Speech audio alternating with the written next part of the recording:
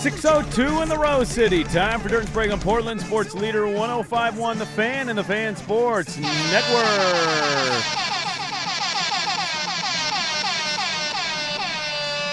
Indeed, it's a party. Welcome. Happy Monday. What is happening? Facebook. Good old Facebook. That's where Wayne's hanging out these days. What's up on Facebook? When was the last time you logged into Facebook? Ooh, probably 2021-ish. I got back on there very briefly because our old boss was really riding my ass about it. He was just on you. Like Why aren't you posting anything, Sprague? Get your like, Facebook posts up, all right? Because people of this age and down aren't on Facebook anymore. And he goes, well, that's not what the metrics say. And Corporate I'm like, tells us the youngs are still there. I also told you about podcasting 6 months before corporate did. We've raised the flag on that one a little bit. Hey, over here. New trends in the industry, all right? Podcast, hot thing. It's a lot of people are into them nowadays. You can listen to them whenever you want. You don't have to be there at the time for the show. It's at your convenience. Whenever you want to access it, it's there and ready for you. But yeah, I made a dummy account because my actual account. Ooh, we have a burner Facebook account. In there sending messages. God, that dirt guy sucks. I don't send messages. I just had it so I could access the fans' Facebook account. Right, so you could post. My personal account, I haven't been on that since.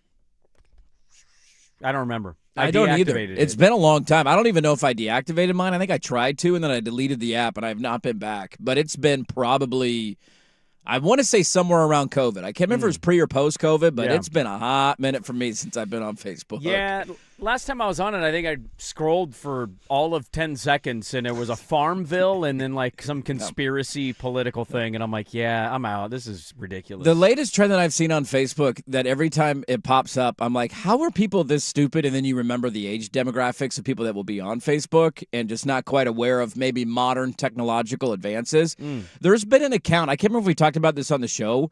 There's been an account somehow associated with Oregon football all year that's been killing people off.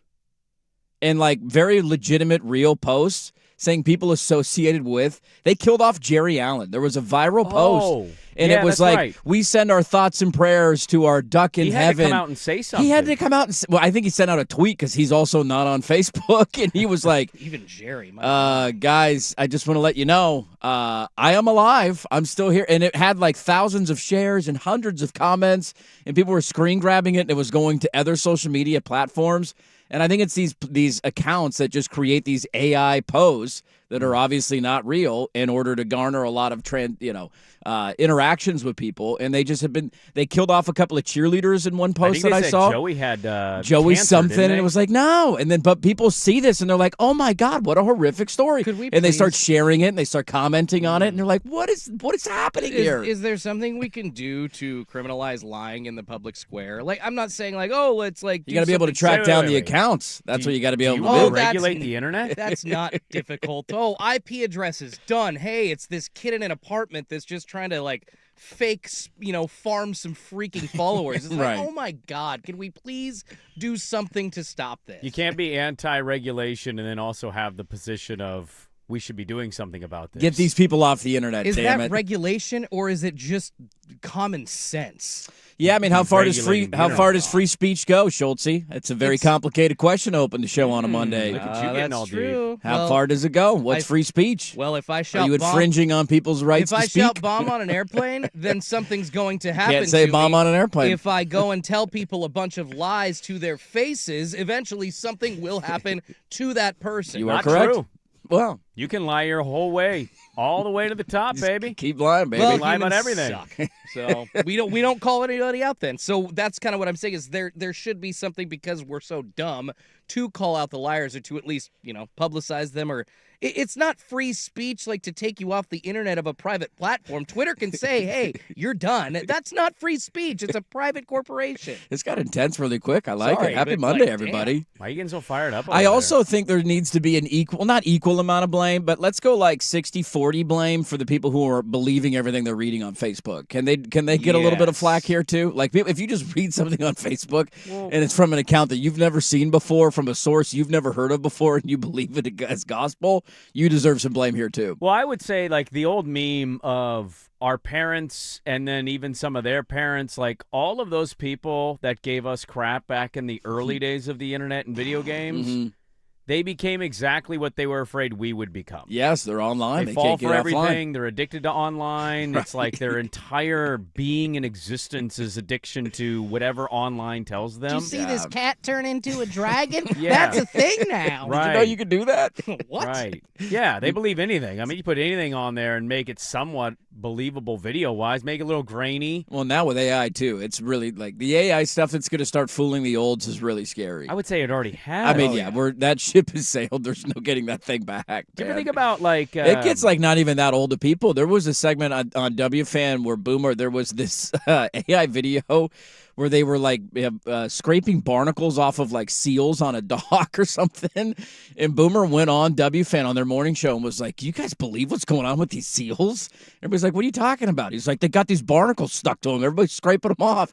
And then they all proceeded to go look up the video and they're like, "Boomer, dude, that is not real, my friend. That is completely made up." I hate to point this out. I think Boomer's like in his 60s. He is So he's a boomer. Kind of in the conversation. Boomer of is a what we're little talking. bit of He's a boomer. bit That of is a true. boomer, I just, yeah. you'd feel if you're in radio, you're a little bit of you would edge younger, I would tend to think, and you wouldn't fall for that stuff. Have you listened to Chris Mad Dog Russo rank his top 1955 Dude, baseball players? That guy's taking gummies and gambling on college football, all right? He's Pee Wee Reese, number 7. He's doing hard, all right? Just because he likes plumbers and point guards doesn't mean he's old.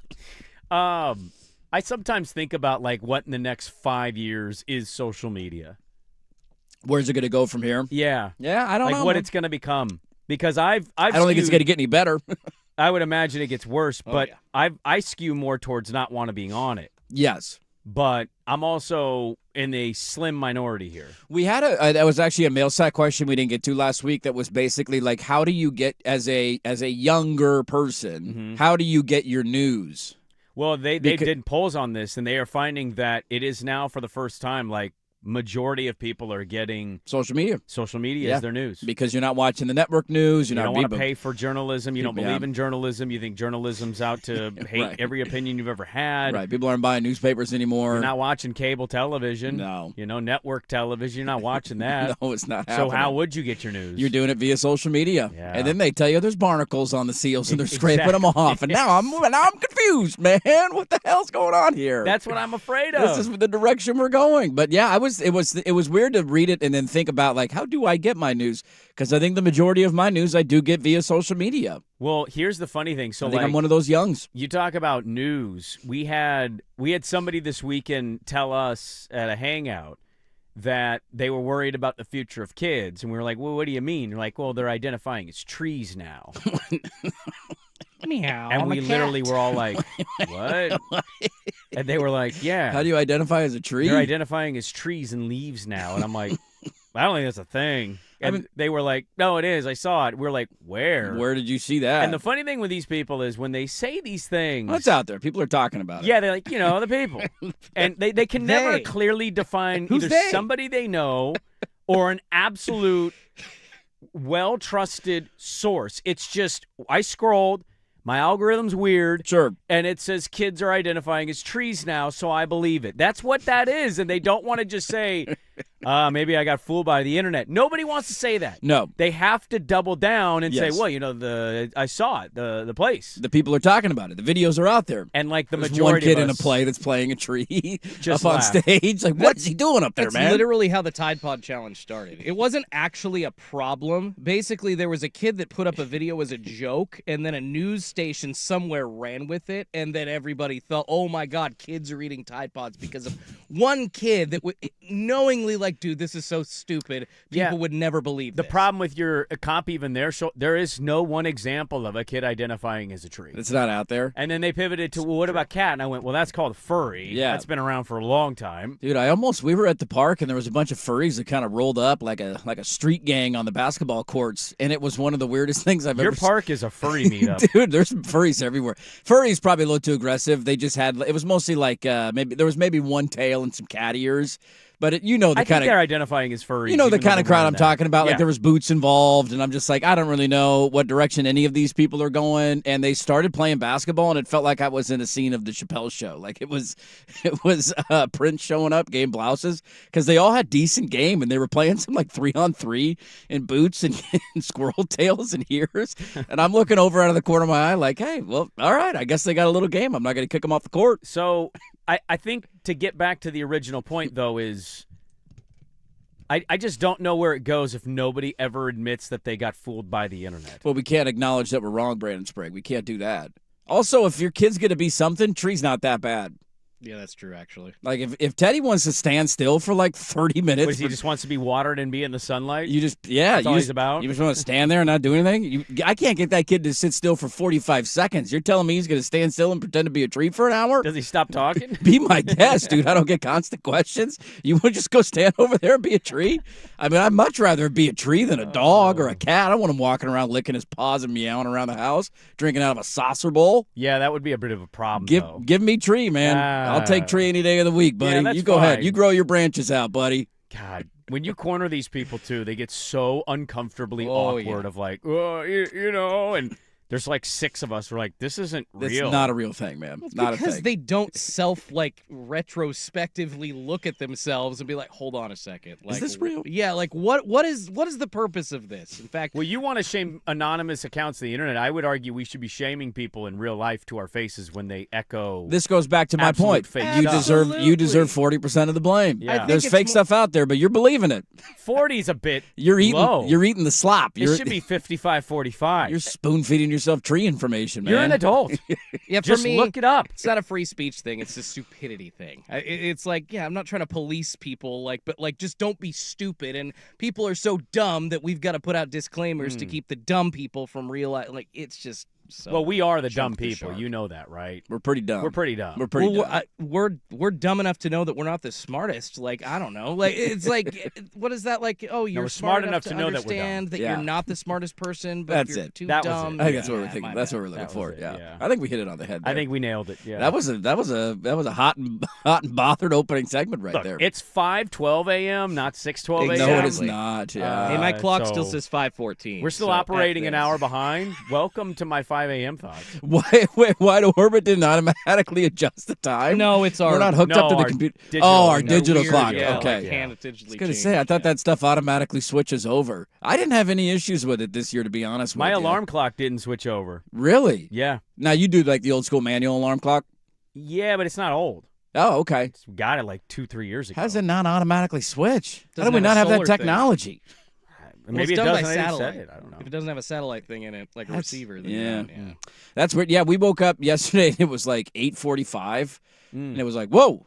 I totally forgot in the moment I got up at 9:30. that it was daylight savings time, and I'm like, what is happening right? Did the kids sleep till 9 a.m.? And then it slowly dawned on me that no, indeed, it was 7:45. It was time to I get up. adjusted pretty well, though. It wasn't that bad. I mean, you got tired at the right time and went to bed. Yeah, it wasn't too bad. No complaints over here. I was awake. Are you kidding me? I watched the clock change at 2 a.m. Saturday to 3. Schultz, you got to sleep, buddy. Jesus. I tried. Trust me. My wife and I both tried. We were zombies this weekend. It sucked. That's tough, dude. It is what it is. We're old. We're getting old. Those 2 a.m.s don't hit the same. No, they do not. They don't feel as good. Can't last that long anymore. Well, we got a lot to get to today. It is a busy show. Let's start with the big breaking news that came across the wire. Not shocking, but breaking news nonetheless. We'll start there. Dirt and Sprague, good to be with you. Let's get it going on this Monday on The Fan.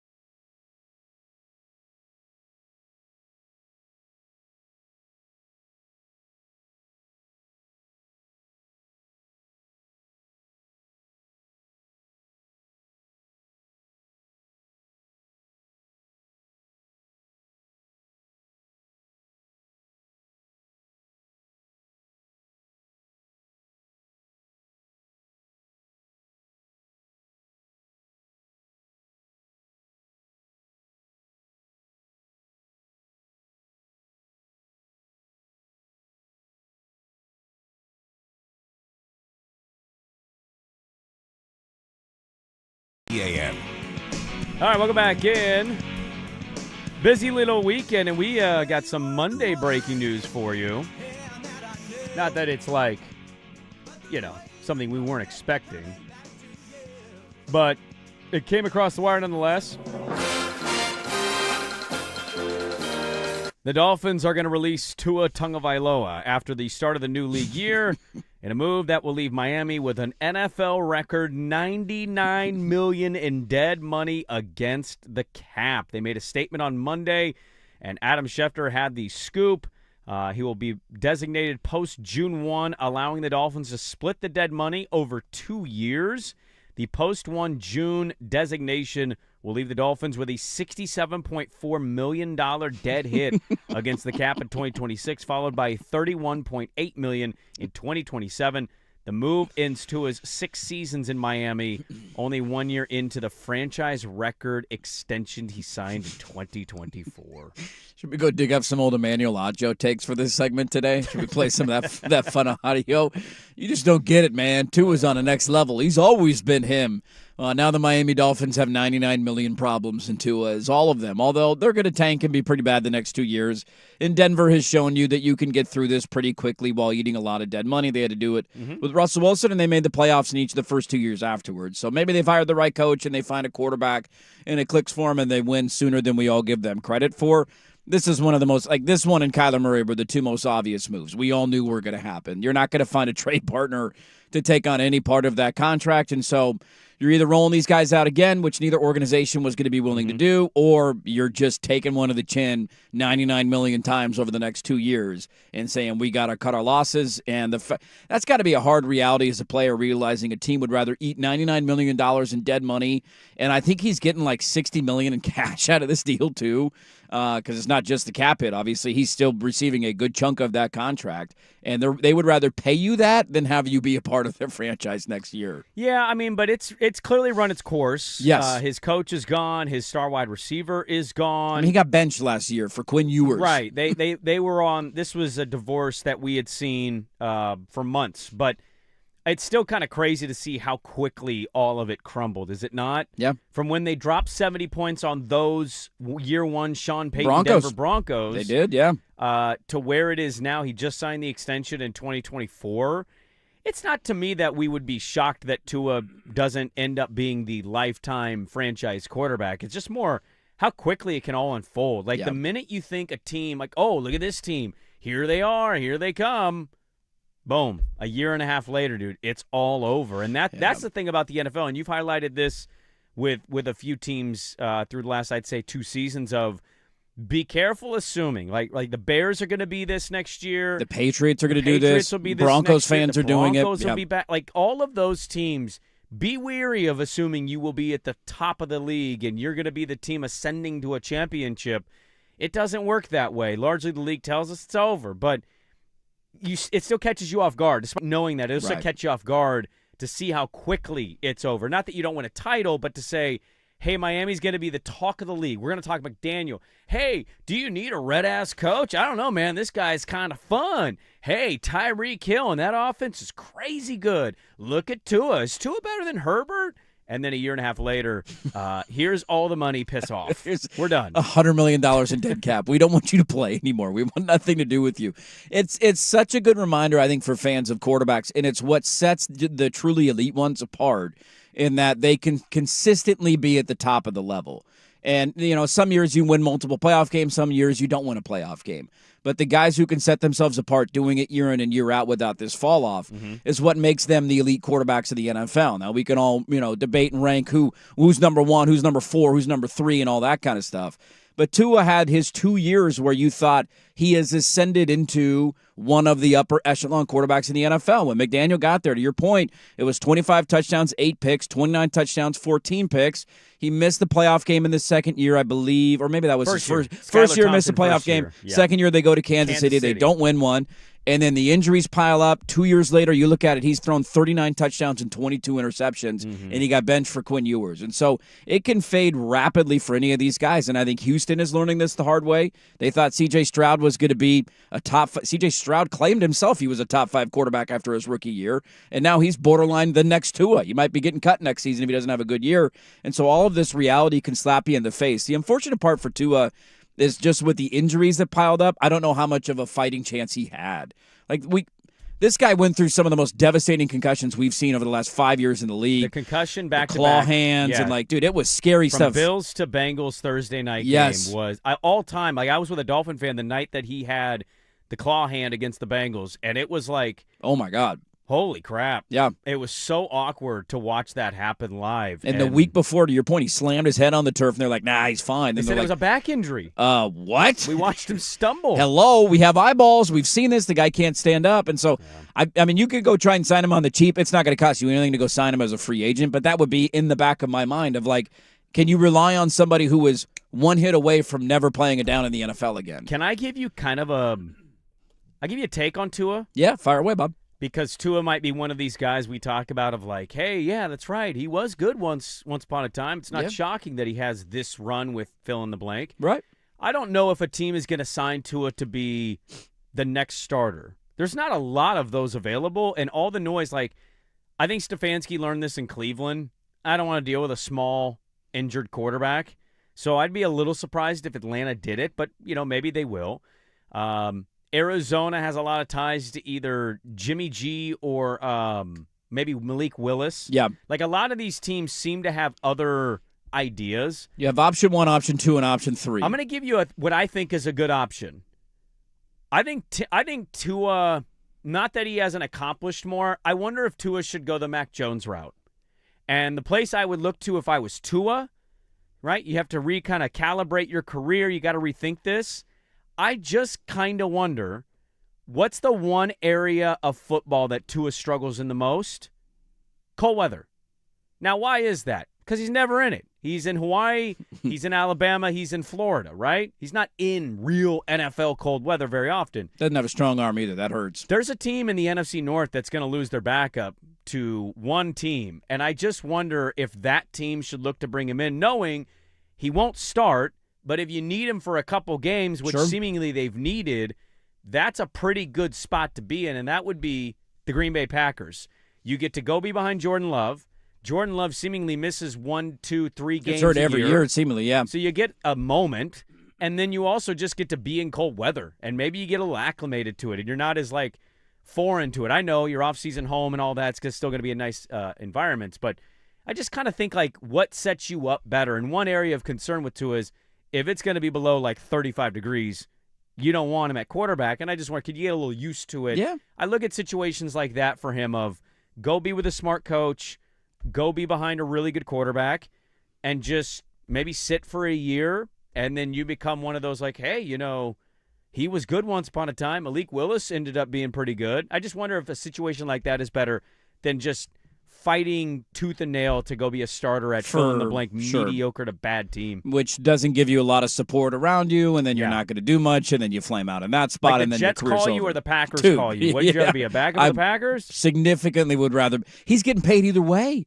He's got the contract, so it's not a financial thing for him either. But it's ego. It's where his ego is going to be, I think, depending on where he lands. It's not the worst idea. He has his issues in cold weather, and it's been one of his limitations in his career. I don't know how much of it is acclimation, how much of it is his weak arm. Maybe he can overcome some of the stuff and learn different tricks of the trade because, to your point, he's never played in it before. He also doesn't have – we act like he has 45 games. It's a very small sample size, sure. And that Kansas City game, I remember it.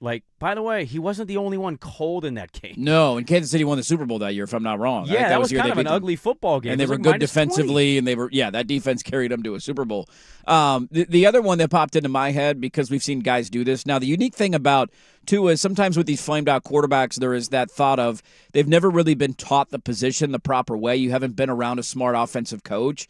He's not really in that class. McDaniel, I thought, opened his. He opened him up a little bit, so he's been with us more. So I don't know if this applies as much, but if I were Tua, I would take your exact point and then just use another team with you and say, I don't want to be a starter for a bad franchise next year. Are the 49ers going to trade Mac Jones for a third-round pick or a second-round pick? And if they do, and they call me to come be the backup next year, I'm going the Darnold and Mac Jones route. Because Mac Jones a year ago, nobody had any conversations about him being a legitimate starter anymore in the NFL. None. And then Brock Purdy goes down, and how many games did Mac end up starting this year? 5-3 was his record. 5-3. So he starts eight games, and it's like, well, okay, he's got talent around him. He kind of plays in a good system right now. And now teams might be trading a second-round pick to go get him to be their starting quarterback in the offseason. So I would take the same route you went, and I would go San Francisco or somewhere similar where I know it's going to be a good offensive coach. The pressure is not on me. I can be a spot starter here or there, and if I have a couple of good games, maybe it redeems my value on the open market a little bit.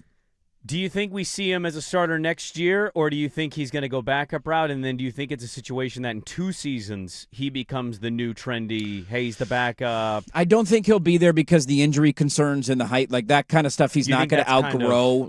I just that is a big fear of mine, or it would be if I were a general manager in an NFL front office. I don't see the benefit for any team starting him next year. The Jets.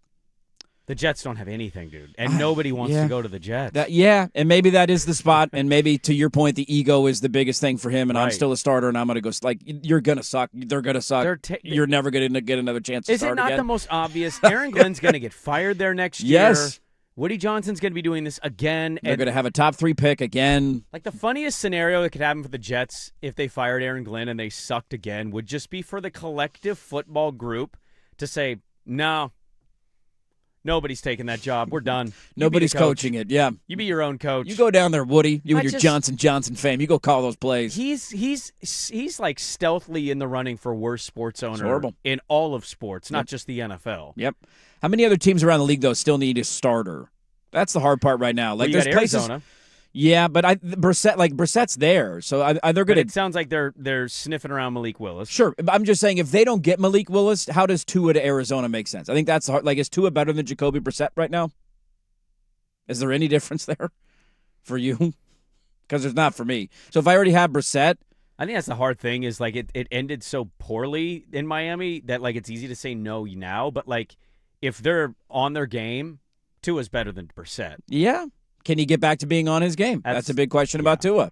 Outside of that, there's spots where you have the ability to maybe start. Like Atlanta gets thrown out a bunch, but I still think they're going to try and get everything out of Penix they can. And if it doesn't work out, maybe there's an option there for you, but I don't know if it's stepping in as a day one starter. Also, it'd be Stefanski putting himself with Penix and Tua as his options, who are two weak-armed, left-handed quarterbacks, injury-prone quarterbacks. Yeah, that's a tough spot to be in. Outside of that, like Indy's kind of looking for one, but that doesn't make a lot of sense for me. They're in the sweepstakes for Kyler. We know Minnesota needs once one. Well, Indy would make sense to me because it sounds like Minnesota's in on Kyler from the weekend, but I don't know where everybody's going to land. Well, Indy would be one for me that, like, go be it, and then if Jones comes back, you have an arranged, like, yeah, you're the starter. Yeah. I'll sit here, but you get to start the season because he's coming off the Achilles. Get a runway of 7-8 games, and maybe you're. We didn't see it from Daniel Jones, and he went and he was 8-1, so maybe Tua could be. You're not wrong. You never say never with quarterbacks, or 5-1, or whatever it is until Jones comes back. Like I think that's a situation that's pretty good. The reality for Tua is he's going to be option 3. And you play at Houston, Jacksonville, and Tennessee. Those are all really good environments, and your home is a dome. Hey, you can go practice outside too. It's cold there in the winter. You can go get some outside throws in. I don't think they want to do that. Just go throw out there Tua. Let's work on this thing a little bit. He's going to be option 3 though. Like you're going to get Malik Willis signing. Kyler is definitely ahead of him in the power rankings. Are the 49ers going to trade Mac Jones? Like there's a pecking order here, and then we'll see who's left still with the musical chairs of quarterback game and who needs to for that. So $99 million, excuse me. The Dolphins are just going to eat it for Tua's release. He's a post-June 1 designation, 67.4 the first year at 31.8 in 2027. Huge move out of the National Football League. Tua's run in Miami is officially over. We're back with more, but first, Schulte with the sports update. Now, from the George McCoy and Warren Allen Sports Desk, a Sports Center update on the Fan Sports Network, 105.1 FM and 1080 AM. First on the Fan, the Trailblazers rebounding from a very lackluster road trip to get a big win over the Pacers last night, 131-111 the final. Scoot Henderson going off for a season-high 28 points on 10 of 15 shooting. Jeremy Grant and Drew Holiday each adding 21. Portland is off tonight before hosting the Charlotte Hornets back at Moda tomorrow. On the college hardwood, the Beavers still alive in the WCC tournament after slipping by San Francisco 78-77 in the quarterfinal. They'll face off against Gonzaga in the semis tonight. That's a 6 p.m. tip on ESPN. Lots of NFL moves happening this morning. You just heard the guys talking about the Miami Dolphins informing quarterback Tua Tagovailoa he will be released at the start of the league year. The team is going to split his NFL record $99 million remaining dead salary cap money against the cap over the next 2 seasons. And the Rams making a splash yesterday, extending defensive back Trent McDuffie on a 4-year, $124 million deal. It includes $100 million guaranteed, and it makes him the highest-paid cornerback in NFL history. More sports scores and stories in 30 minutes. I'm Schulte from the George McCoy at Warren Allen Sports Desk. Aren't missing work? Insurance companies acting like jerks? Don't call your mom. Call George McCoy at warrenallen.com. Recruiting with Andrew Nemec.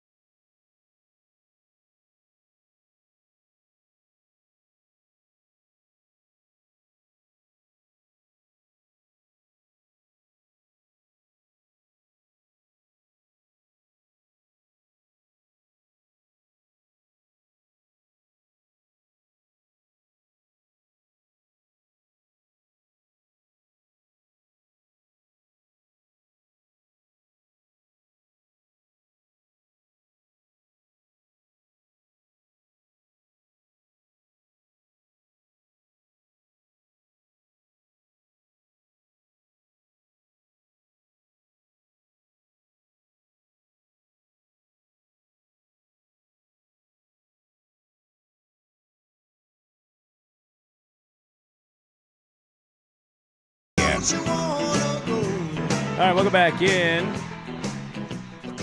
We have 2 interviews today. The homie Mike Richmond's going to jump on at 8:30. Scoot's back, baby. Scoot's back. Pacers were in the finals last year. Don't you know that? He went for 28 points against a finals team, man. 19 first half points. Woo-hoo-hoo-hoo. Cooking. Oh, that would drive me crazy if I was a general manager. I'll tell you that much right now. I mean, it's pretty. I think I could do that against the worst team in the NBA. Obviously not, but you get what I'm saying. They're not the worst team. Oh, who's the worst team now? Did somebody pass them? By a winning percentage margin. Hello. The Sacramento Kings. Come on down. Light the beam. Light the That beam. beam is bright. It was really fun watching the Blazers on Friday, and it's a good thing we didn't have a chance to get Amen Thompson because he was pretty bad on Friday night. You know, really glad that we didn't, have the ability. You love to bring that up, buddy, but I got a counter for you. Oh, you got a counter for me? That one doesn't feel good. I'll give you that. Sure. Was it the 4-game winning streak before the All-Star break that cost us Wemby and the most generational player we've seen in the NBA maybe ever? Remember that? And Blazer fans said, "Dirt, you're being a thief of joy. Let us have happiness on a Tuesday." We beat Memphis, and Anthony Simons had a walk-off game winner. Where's Anthony Simons at now? Could also be the. Remember when all those Blazer fans on Reddit were complaining about me ranting about that in the time? Are they going to come back and say, "Sorry, Dirt, you were right"? Yeah, Anthony Simons is out for the year for Chicago. He plays for Chicago now. He's played for 2 Boston separate just teams. got rid of him because Tatum was coming back. Because they don't need him because he's just a whatever NBA player and a dime a dozen on an NBA roster. So he will have like 7 or 8 teams by the he's end going of to his career. bounce around and make a decent amount of money You're and not never wrong. do anything of significance the rest of his No, career. you're not wrong. And he had a game winner that cost us Victor Wembanyama Yeah. Okay. All right. and Brandon Miller. Nothing more Blazers than rooting for a nice Tuesday night win and going home. And it's totally meaningless in the standings, but you feel great as a Blazers fan. Keep rooting for the same damn feeling. What happened here? I'm They won. happy. What? No.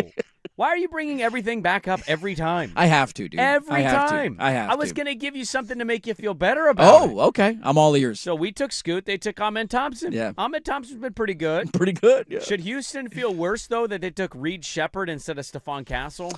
Oh, for sure they should. Because I actually think you make an argument they That's should. killing them right now. They need a point guard. They Van need a Vliet's out for Steph the year. Castle. They need him desperately. That's a very valid argument. Also, where's Houston at record-wise right now? Well, they're much better. Okay. Are they in the They're behind San Antonio, though. Are they a top 3 seed in the Western Conference right now? they are. Okay. Do they? Okay. They had enough of a roster that enticed Kevin Durant to want to go play there in free agency. You would be correct. Okay, just checking on that one. He's Or- he's a Texas guy. He is a though. Texas guy. I'm just checking. Hook him. That Reed Shepard pick not very good. Mm. I would gladly trade spots with them in a heartbeat. Don't overlook, too, just last year we won, how many more games did we win in San Antonio? And San Antonio ended up getting the number 2 pick, and they got did. Dylan Harper. They did. He's pretty good He's been too. pretty good. He's been a pretty good player. We drafted a guy from China. Did you see the Wesley play, though? I did see the Blake Wesley play. broke an I ankle was and then- watching. I saw the Wesley play. I was Well, there. if you didn't watch at that point, I wouldn't blame you. They were trouncing the Pacers. It was one of those I'm passing in and out of the room and it's still on. I haven't turned it off the TV okay. yet, but it's still on. And I walked by right. at that moment and I thought, oh, look at that, Young Hanson's in the game. Okay, I we're don't at that think point the in the night. arena was louder than that point when Young Hansen made that dunk. And the Blazers been up by 20 for I know. quite a bit. I know. But that Haven't arena, had a lot to cheer about with old Younger yet this season. Dude, we had Denny and Brooke back. Both of them came back last night. The biggest ovation was Young Hansen dunk from Blake Wesley. People are desperate for Young Hansen to be a thing, man. We need him to be a thing. We desperately need you to be good. Have you seen our number 3 overall pick, point guard? It's not going great He right scored now. 28 last night. He did. On 15 shots. Good for you, Scoot. Good for you against the worst team in the NBA. I booked Richmond thinking we'll get Richmond on. We'll talk a little what's going on with Scoot. And then Scoot had 28. I went, good timing. Hashtag good timing. He was also, let's also talk about the game on Friday because that was maybe unwatchable NBA basketball from him. There's a guy named Sam Block. He's a camera guy for ESPN. Mm-hmm. I guess he also gives takes when he's not filming. And he's like, Scoot, 22. Tamani, 25. Oh. Denny, 25. Shaden, 22. Kling, 21. Oh. The Blazers' future is nasty. Here You're we not come, paying baby. attention. Are we nasty? It was nasty in 2006, too, and Okay. 2011. And I'm so Well done, sick of Schulte. this circular freaking message. Well, that's an ESPN guy, not a local guy. Well done, Schulte. Man, he's playing right into the damn narrative, and you don't tell me as an ESPN cameraman that travels around, he's heard how it goes in Portland before. He's seen this vibe once or twice or 3 times. Like, hey, guess what? We were almost in the NBA Finals in 2000. We haven't been back since. We have the 11th worst record in the NBA. What happened to the nasty guy? Is he still out there doing social media stuff? Oh, the golf You guy? nasty pedos. He is still. Is he still doing his thing? Yeah. Okay. I That I guy didn't was a see moment him. in time. That was Yeah. kind of Manolo. Who didn't do that on the golf course? Yeah. Everybody who plays golf with semi-regular abilities was out there saying that exact stuff every time they hit a shot for like 2 months. I was out at Pumpkin with a group, and we got backlogged on one of the holes, and there was like Nasty. I think there was either 2 or 3 groups. We were all in the tee box waiting, and this was right as this guy had started. And everybody just kept saying that for like 10 minutes. It became us in high school with the Chappelle Show. Yeah. Like when you would just yell it out and quote it. Yeah! Yeah. That was like 8 months of high school. That was the nasty guy on golf courses. It was. For us in the same generation. Yeah, he milked it. He turned it into a thing. And he was in some ads. He had some funny lines. Suck faster. Don't take too long to play. I think he's still pretty popping on Instagram. I don't see him as much. Keep doing your thing, man. He's not in my algorithm anymore. Stay nasty, my friends. Stay nasty. Think nasty.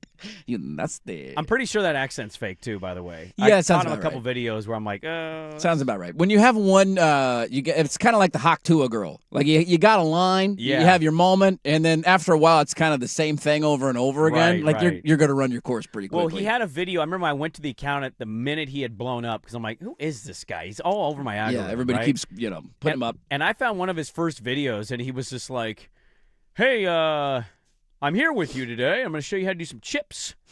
And then like 4 videos later, he just created a character, and it's like, getting nasty. And I think he created a name, too, because I don't think that's his name. But if it is... Hey, I'm John here. Let's do some chips. 5 videos later, nasty, my friends. Yeah. Where did this come from? I like the zest and the spice, though. Whatever works for you, dude. I'm not mad about it. Cash it in. Well, I didn't mean for that to be the segment, so thanks a lot. You constantly have to railroad me into the whole Victor Scoot thing every time. What happened when the Rockets and Spurs played? Was it or was that who did they put 145 on? Yeah, 145. Hung 145 on him. Dude, they might win the title. He was crying after a regular season win. Did you see that game? I saw that game. I kept it on for some reason. I'm like, why am I put a ticket on him this? to win the title. I did this weekend. Did I mean, you? the odds aren't. I mean, I think they're the second highest favorite in the league. Yeah. So it's like I'm not picking like the 7 seed. This isn't some dark horse. That guy, man. That guy. I think he's going to do it. Yeah, the whole he needs to go through it before he wins. And I'm like, he might be the Duncan. He doesn't need to go through it. He just wins it. They immediately went from a lottery team to the second best in the Western Conference. I think they're almost the second best in the league. Yeah, they might have a better record than Detroit. Stumbled the last few Detroit's week and a half. Yeah, it's not going great. And then right OKC isn't perfect, but they're still amazing. Yeah, let's see. Overall, 45-18 for the Pistons, 47-17. So I think from a percentage-wise, they're tied with the Pistons now. There you go. And they're only 2.5 behind OKC.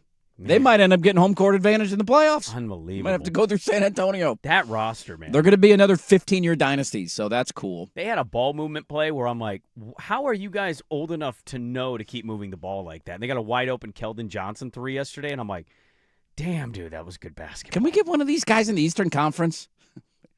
Like, this is also now looming over us. It's Minnesota probably going to go to the East. You want to get – yeah, can they make an executive decision to make it San Antonio when they expand, based one of the on teams this? is going to have to go to the East. Ann Edwards is awesome. I'd rather have to try and get through Minnesota than I would Victor Wembanyama. Yeah, I mean, right now that seems like a good choice. He's 7'7". Yeah, you're not wrong. Max Crosby was traded. We'll get to that at the top of the hour. We got a guest coming up at 7:15.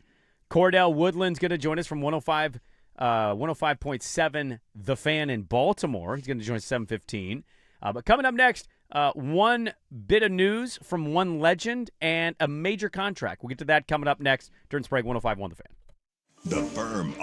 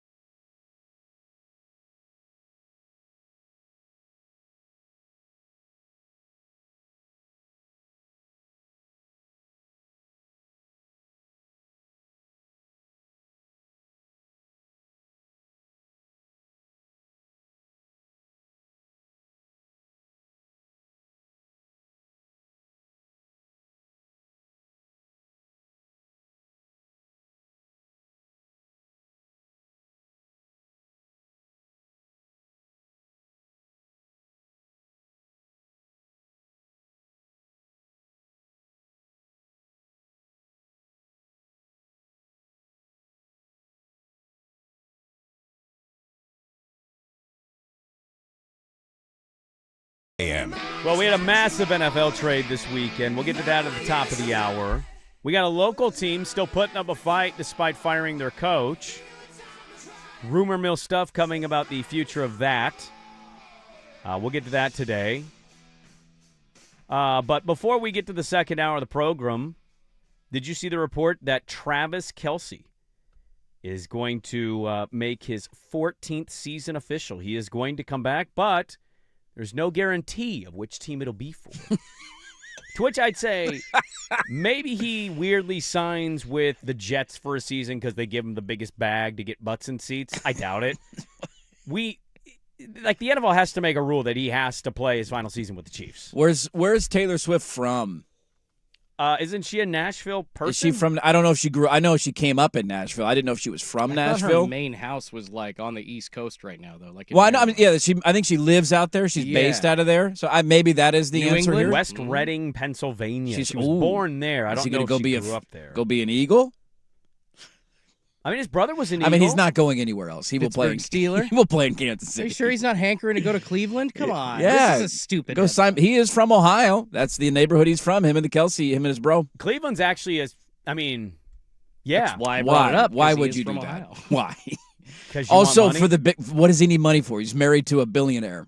Oh, that's really. I mean, yeah. None of that money's where you his. asked that question. Why would you want to play for the Cleveland Browns in your last year in the Why would you NFL want for an money? extra $3 million? 'Cause it's Is he $3 broke million. to now rich? Do you know how wanna people go? operate? I know how people operate. He's not going to operate this way. You think he's going to sign with the Cleveland Browns for an extra $2 million? I don't actually think that. I just you laughing. He's at not the going to idea go of to it. the biggest paid. Like, why would you do that? That makes no sense. Why are we He's even not debating this? He then? has the #1 podcast in America right Yes, he now. does. He's married to a billionaire. Well, he's and not married. Well, he's about to be married He's to a engaged. billionaire, and he has made what's his career earnings in Kansas City? Oh, it's $200 million. probably close to it. Yeah. I don't think that'll be the driving force for his It'd last just be year. odd if he wasn't his last year. It would be Chief. really weird. He will be a Kansas City Chief, though. He's not going anywhere. He has to agree to something, right? I don't think there's any debate over this at there all. actually is. There's a lot of articles about whether he's going to be a Chief or not. Why? I don't know. All right. I look. I know that we're all desperate for off-season content. No, I'm not trying to create. I'm just. No, I'm telling not saying you all are. the I'm saying the articles, like, he articles. doesn't know where he's going to play yet. The articles are creating the content. Let's keep this up in the air. Ooh, could he sign with the Dolphins? Yeah, this is like one of those. Is he going to go play for the records Titans that next lines year? up. What? No way. Can we just call a spade at this point? By the way, all-time weirdest transformation, him going from what his buzz cut was to him growing the hair out, it throws me off every time. He's had different iterations of Travis Kelce over the years. Hey, love is love. I'm glad he's happy with Miss Swift. I hope that they have a great life together. It's just odd to see him on the dating show with a buzz cut. He's looked very fade. different depending on She the girlfriend. changed him. Or Yeah. did the other girlfriend change him? And then he was back to being Travis Kelce. No, she No. definitely changed him because he had the buzz cut and then they kept dating and now his He hair's looks suddenly like a long. church dad now. He does look like a He church does. dad. He looks like a pastor. You Hi pastor. there. I mean, if you're Welcome. marrying a former country music star, you got to fit in, buddy. Let's just also say it, right? If they beat the Eagles in the Super Bowl, he was retiring. Ooh, you don't think he was going to come back for I one think more? that was the for most- a four-peat? They didn't No. want a four-peat option? I think my honest opinion, I'll never believe otherwise, even if he said it. I think if they would have won the Super Bowl against the Eagles and not gotten blown out, I think he would have rode off into the sunset. Yeah. And then I think he did, and then he went, well, I can't. We got to win one before I. And he came back, and he had an okay year actually last year. He wasn't terrible. But they sucked, and then Mahomes got hurt, and so now he's in this weird spot of like, well, that can't be it because he didn't announce it. He didn't get a victory lap, and I think if he goes back to Kansas City, he gets a victory lap. I just hope that if he does come, can we just have this be the year? Can we announce it at the start so we can get this over with? I and think not we know have, this is going to be the year. not have this weird because we had to do that for 3 weeks I know. last year at the end. Is he playing his last game? Is this his last game in Kansas City? He's too great a player to not announce it. You just announce it. I mean, you could bowl Barry Sanders and just go, I'm done. You go, what? You could actually respect the hell out of guys who do it that way. Irish goodbye their NFL careers. I don't want pomp and circumstance. See you later. Norm Macdonald did that for his life. Yes. Nobody in his life knew he had No idea. his medical condition. And then he died, and they're like, what? I don't want the attention. I don't want the sympathy. Didn't Just want to talk about it. treat me normal, and I'm going to die, and I know I'm going to die, but I'll keep going about my day-to-day business until I do. I can kind of respect that. I think I'd want to say goodbye to my loved ones, but having the dog-cat angle of just running away into the woods, Yeah, I'm out. where'd he go? Where'd he go? Oh, we found him. You're never going to see him again. R.I.P. to Brandon. R.I.P., man. He's gone. Run out into the woods. We'll see. You're right. He's probably going to go back to Kansas City. He will play for the Chiefs next year. But it was announced that he is going to return. Yes. We had a massive contract for a DB, but we had a massive trade in the NFL. We'll kick the second hour off with Max Crosby is going to be a Raven. Hour 2, Dirt and Sprague, 105.1 The Fan.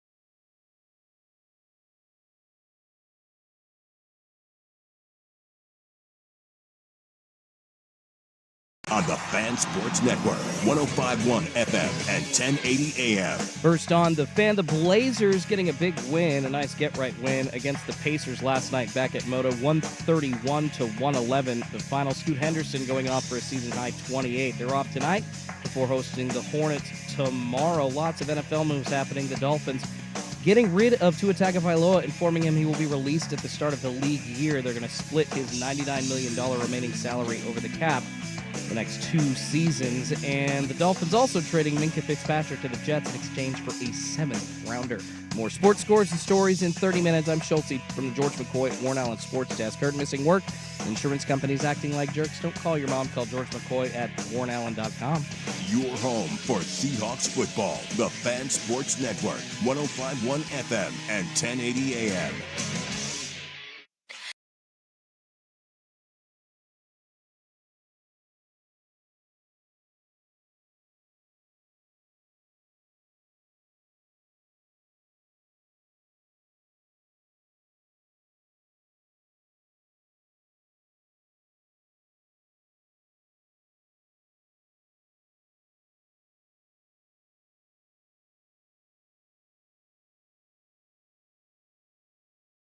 Hey, welcome back in hour number 2. Jordan Sprague here, 105.1 The Fan and the Fan Sports Network. Good morning. Happy Monday, everybody. I hope your Monday commute's going all right. A lot of NFL in the first hour of the program. We got more NFL to get to here in the second hour of the program. Off-season is active. It's hopping. Yeah, it is. We got updates on guys. We got contracts being doled out. We got trades going on, and that's where we're going to start the second hour of the radio program, Andrew. We got an NFL trade this weekend. Did something happen this weekend? Pretty massive. So massive indeed. We're going to go to the city in which it happened, and we're going to talk with Cordell Woodland of 105.7 The Fan in Baltimore. That's our sister station. Hey, got to say hi to your sisters every now and then. So Cordell will be on with us coming up here at 7:15 because we wondered about where Max Crosby would go. Would he go for the price tag that they were floating out there? And yes, indeed, he would be traded, and he would be traded for the 2 first-round picks. It's just a little surprising of where he ended up. Baltimore jumped into this, and the Baltimore Ravens have traded for Max Crosby. They sent 2 first-round picks, this year's first and 2027 first.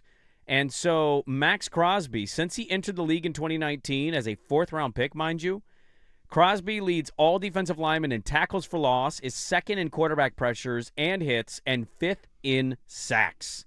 He is 28 years old. 2 firsts for Baltimore, which is the highest price they've ever paid for another player. They usually value their draft picks. Yes, they do. They're not one of those F them picks teams. No, they hold those things like gold bars. And in this instance, they looked at their situation, they looked at their head coach, they looked at their quarterback, and they said, we haven't had a premier edge rusher since Terrell Suggs. We're jumping into this thing, and Max Crosby is now Baltimore Raven. Love it for both sides. It's one of those rare, it's going to age better for one side or the other. We'll see what the Ravens do with Crosby. We'll see what the Raiders do with their draft picks that they get out of Baltimore in this scenario. But just on the surface at the start, when you find out about the trade, I love it for both. The Raiders were desperate to get multiple first-round picks out of it. It was a question of who's going to step up and give them that. So they got what they wanted out of the deal. It's an absolute no-brainer to trade Crosby. He doesn't want to be there. He hates the current general manager because he shut him down at the end of last year. It's gotten really toxic and ugly between the two sides, and a guy who always said he wanted to be a Raider for life certainly did not want to play for your organization anymore. And you're not going anywhere in the short term. So get as many draft assets as you possibly can to build around Mendoza. No-brainer for the Raiders to do this trade. And on the other side of it, I will never criticize a team who has been close, who has been knocking on the door and trying to decide, how do we get over this hump? How do we take another step? We have been a very good team. How many teams in the NFL over the last 6 or 7 years have been better than the Baltimore Ravens? It's a very small list. They've been to conference title games. They've been basically a playoff team every year. Not perfect, but almost every year. They have a quarterback who's won multiple MVPs, and you're looking at saying, all right, do I think a 2026 first-round pick, which is a little bit higher this year than it has been in years past, and give me a better chance to win a Super Bowl in the next 3 to 4 years? And so it's a move from both sides that I love. It's going to age probably better for one than the other, unless the Ravens win a Super Bowl and the Raiders hit on both first-round picks. But it makes complete sense for both, and if I'm a Raiders fan, I am jacked that we're trying to be more aggressive. We just hired a defensive-minded head coach. We're moving on from the Harbaugh era. This is a great way to put a stamp on it and start on the right foot. Did you see Jamar Chase, how he found out? I did not see how Jamar Chase found out. I was going to pull the audio. There's too many beeps. He was playing Call of Duty. Ooh, and those are always somebody on good. the Call of Duty told him, he went, what? And he paused. His character's hiding behind a wall. And he's just like, why would we let him come to this division? He just went off. And I'm there like, was a really funny. So you were the Bengals. What are you surprised about? I did see the Sean Payton reaction. Did you see the Sean Payton reaction? No, I didn't see Sean He Payton. called it. It was either he called Crosby or texted Crosby and congratulated on him and basically said, "I'm popping a bottle of champagne now that I don't have to game plan against you twice a year." He was like, thank you. He was like, do you need me to pay for your flights to Baltimore? Get you out of here. That's an odd reaction because if you want to win a Super Bowl, I'm going to gamble that you're going to have to try to You get might teams have to play him. like the Ravens. So He's not going to the NFC. He's still in the AFC. It was just funny that I don't have to coach against you twice a year now, and I'm psyched about that, so see you later. You get him twice a year against a garbage-ass team. He's still going to wreck you, but you'll win versus playing him in the playoffs when Lamar is the quarterback? Yep. I think I'd rather see him as a Raider than a Raven, but that's a funny story to share. I think it's interesting to look at the Baltimore angle of this. Raiders, we get it. They didn't want to trade him, but he's done. He made it abundantly clear. They came out, I think it was Spy Tech, and was like, we're not trading him. And he's like, you are. Yeah, you are. I'm done here. I don't want to play for you. I want nothing to do with you. I wanted to be a Raider for life, and you made it hell. They shut me down at the end of last season when I all he wants to do is play, and he doesn't come off the field. As I mentioned with Baltimore, they don't trade. They don't make trades like this. No. This is very unique for Baltimore.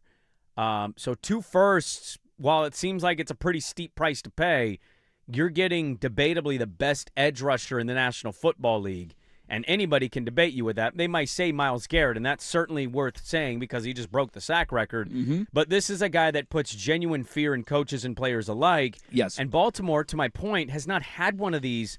They've had some good defenses, there's no doubt, but like premier edge rusher guy that's going to put pressure on the quarterback, Terrell Suggs. So Baltimore doing this, some people are trying to label it desperation. I'm like, I don't view it as desperation. I view it as a team that, like, no, we want to win this next year.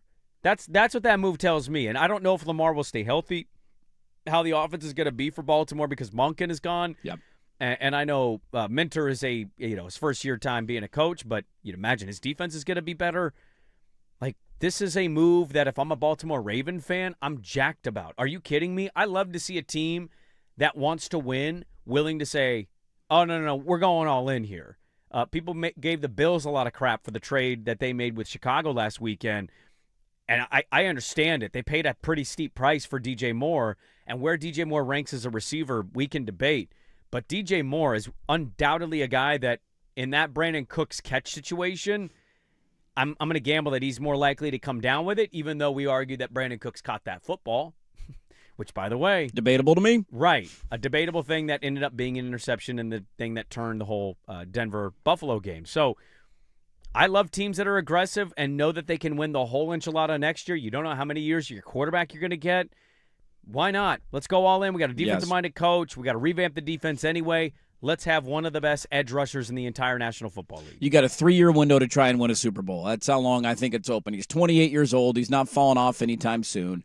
And so you got a runway here, and it's not the only way they have to improve their team via first-round picks. Max Crosby makes you better initially.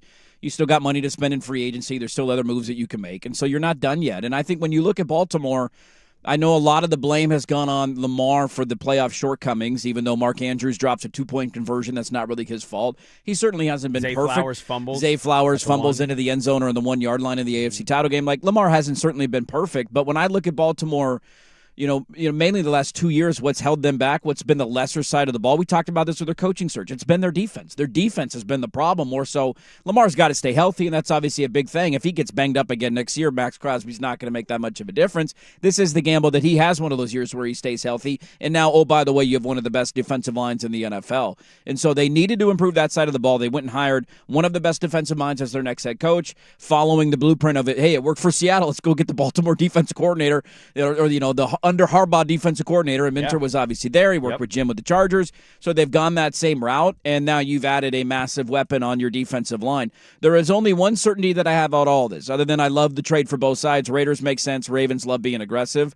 There is one massive loser in all of this. The Raiders. I'd say I don't even think the Raiders are a loser because they didn't have an option. The option is you want 2 first-round picks or a guy who doesn't want to be here. Give me 2 first-round picks. The biggest loser in all of this is the Cincinnati Bengals and Joe Burrow.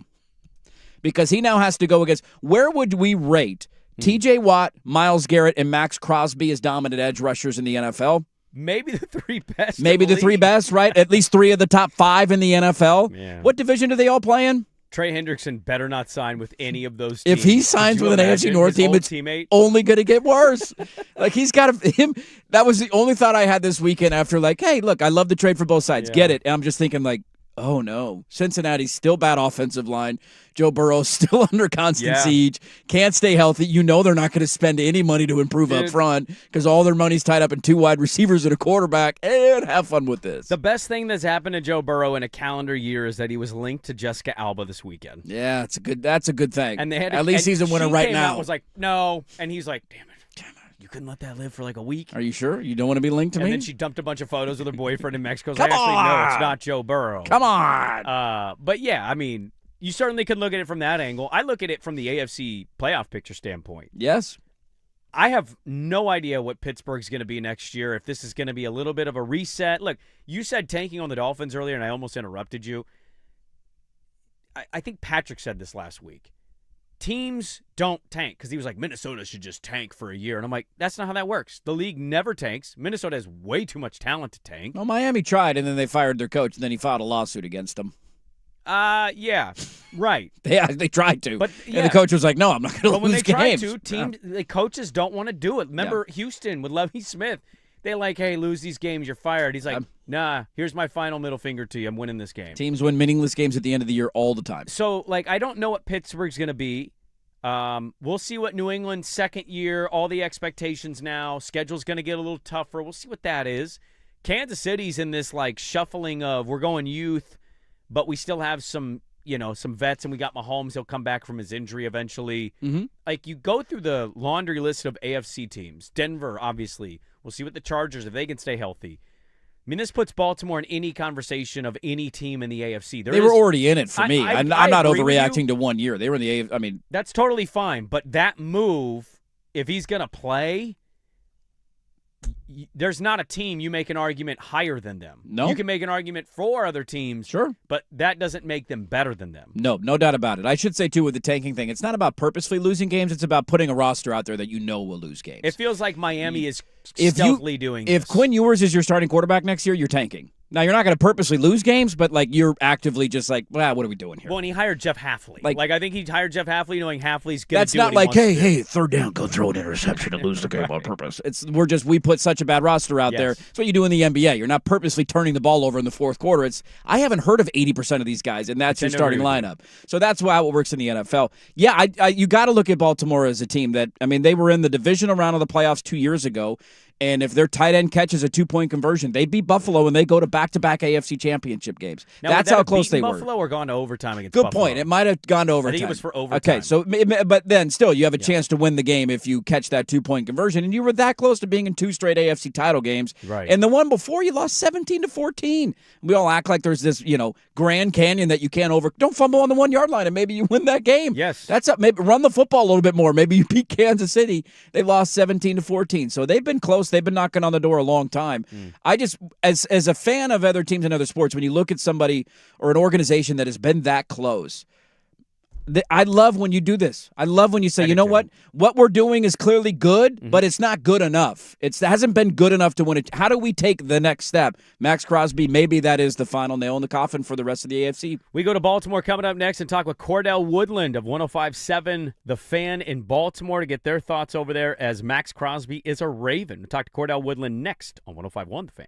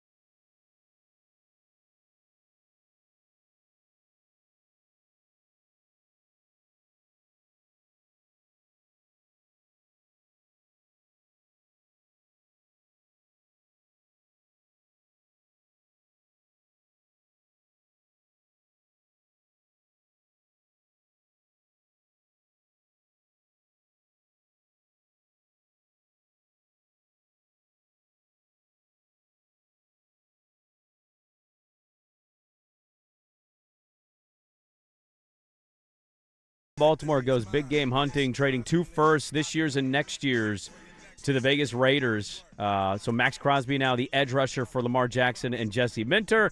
Joining us now, live from Baltimore, our sister station over there, 105.7 The Fan.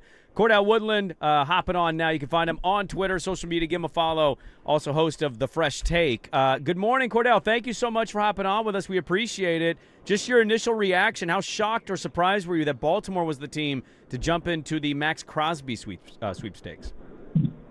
Yeah, appreciate you guys having me. Not really surprised that they threw their name in. The Ravens have been looking for an elite pass rusher for some time now. I think there's a question of whether or not they've been willing to pay that elite price that it takes to get said player. So while I'm not surprised that they were at least fishing around to check in on Max Crosby, I am a little surprised that they pulled it off. You're talking about 2 first-round picks. This is the first time in their team history that they've traded a first-round pick for a veteran player. So that kind of goes to show you just how much they're breaking tendency by doing this. Eric DaCosta has been very vocal over the years about the Ravens' team-building philosophy, and they like to build through the draft and pay their own good players. They don't like to take these big swings and trades. They don't like to spend a ton of money in the first phase of free agency. So this is a little bit of a change for them in an offseason where they've had a lot of change in that building coming off a very disappointing season. Well, I mean, on that note, that's wild. It's the first time they've ever traded a first-round pick for a veteran player, to think about how long and how many successful runs they've had, right? It's not like this is the Cleveland Browns we're talking about here. They've been one of the best organizations in the NFL over the last quarter century. What's been the reaction of fans? Like, we can look at it from the outside and say, love it, you've been close, knocking on the door, be aggressive, try and go all in. What's been the reaction from Ravens fans so far? Well, they're loving it. They're loving it. The Ravens haven't had – while the Ravens have been known for defense throughout their team history, you probably got to go back to Terrell Suggs the last time they've had a pass rusher of this caliber. So they've needed it. The Ravens, they've won defensively when they have had a good defense here recently, probably in the Lamar era. It's mainly been due to scheme, but they haven't had that elite presence at getting after the quarterback. And look, you look at a team that has flamed out in January for a variety of different reasons. But when you look at it over time, you start to realize that the Ravens just have not had somebody on the defensive side of the ball that can go after and go and get the quarterback and gotta have it moments. Pivotal third down, red zone, closeout situations. The Ravens defense has been on the field to close out quite a bit of games, and they've been unable to do it. And I think it's because they don't have that closer. So I think fans are just happy to see them take that big swing and go and get a guy that I think that immediately upgrades their defense. Cordell Woodland, our guest here, 105.7 The Fan over there in Baltimore. Max Crosby traded to the Ravens this weekend. How much of this is about Lamar, the window of Lamar? I know they're trying to work on an extension. I think a deadline, if I'm not mistaken, Cordell, coming up here fairly soon to figure something out on that extension. I'm curious where you're just at and Baltimore fans are at on Lamar so far. You mentioned coming up short. There is a real narrative with him, with the team, coming up short in the playoffs and not having that ultimate success. Just what Lamar's season was last year, working on the extension, and where fans are at right now as Lamar gets ready to go into a big season of expectation. Yeah, I mean, no doubt. I think, their aggressiveness going after Max has something to do with wanting to try to capitalize on this window that they have with Lamar Jackson. They want to keep Lamar as their franchise quarterback as long as possible. Steve Bisciotti, while he did kind of draw that line in the sand and said that he'd like to have an extension done with Lamar by the start of the new league year, and if they don't, they'll just restructure it and kind of kick the can down the road and turn some of that into void years. Either way, they want to keep Lamar in Baltimore, and as far as I've been told, Lamar wants to stay in Baltimore. The fans want to keep Lamar in Baltimore. I think everybody, for the most part, out here understands that this was a weird year for the Ravens. The offensive line was really the worst part about this team, and it had a direct correlation on Lamar's status. He's continuously getting hurt. His lower body is hurt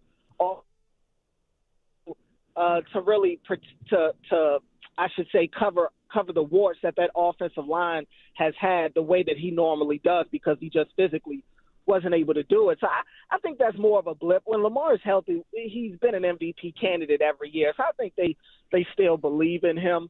And I think they still want to get a deal done with him. I think that deal will get done. It's just a matter of when. Well, what's next for them? You mentioned the offensive line, and so maybe that leads directly into the answer. You get Max Crosby, which clearly signals, hey, we're trying to win now. You just traded your first-round pick this year and next year to go get him. What's next on their to-do list to check off this offseason in order to make sure that this trade lives up to the hype that everybody's given him? Well, yeah, you definitely have to build up in the trenches. Both D-line and O-line were not strengths of theirs this past season.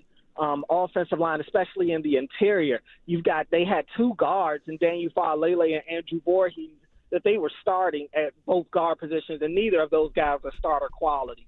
And you got to see that on a weekly basis with them. And now they're in a position to where they may lose their Pro Bowl center, Tyler Linderbaum, who starts to be probably the top free agent offensive lineman in the league this offseason. So if they lose him, we're talking about them potentially looking at replacing 3 of their starting 5 spots on the offensive line. I don't think they want to do that. So I am really interested to see what happens with Linderbaum. I still believe he's gone if he tests the open market, because I don't think the Ravens are going to be willing to maybe match the number if it does indeed go that high.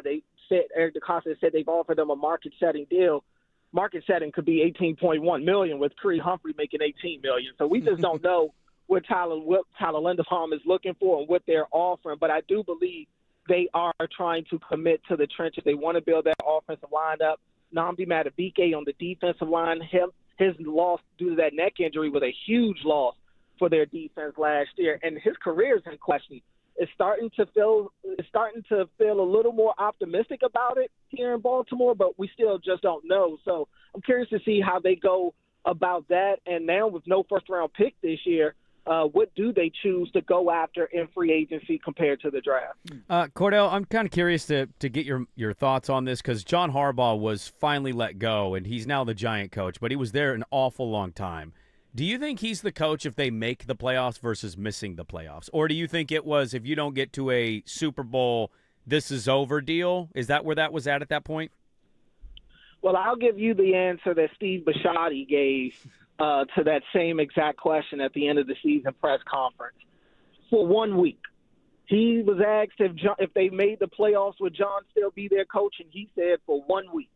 So that tells you, A, John was gone probably regardless, and B, Steve did not believe that this team this year, the way that they look, was going to go very far into the postseason. So, yeah, I think it just ran its course. John had been in Baltimore for 18 years. They accomplished a lot of great things. He won a Super Bowl. They were more winners than not.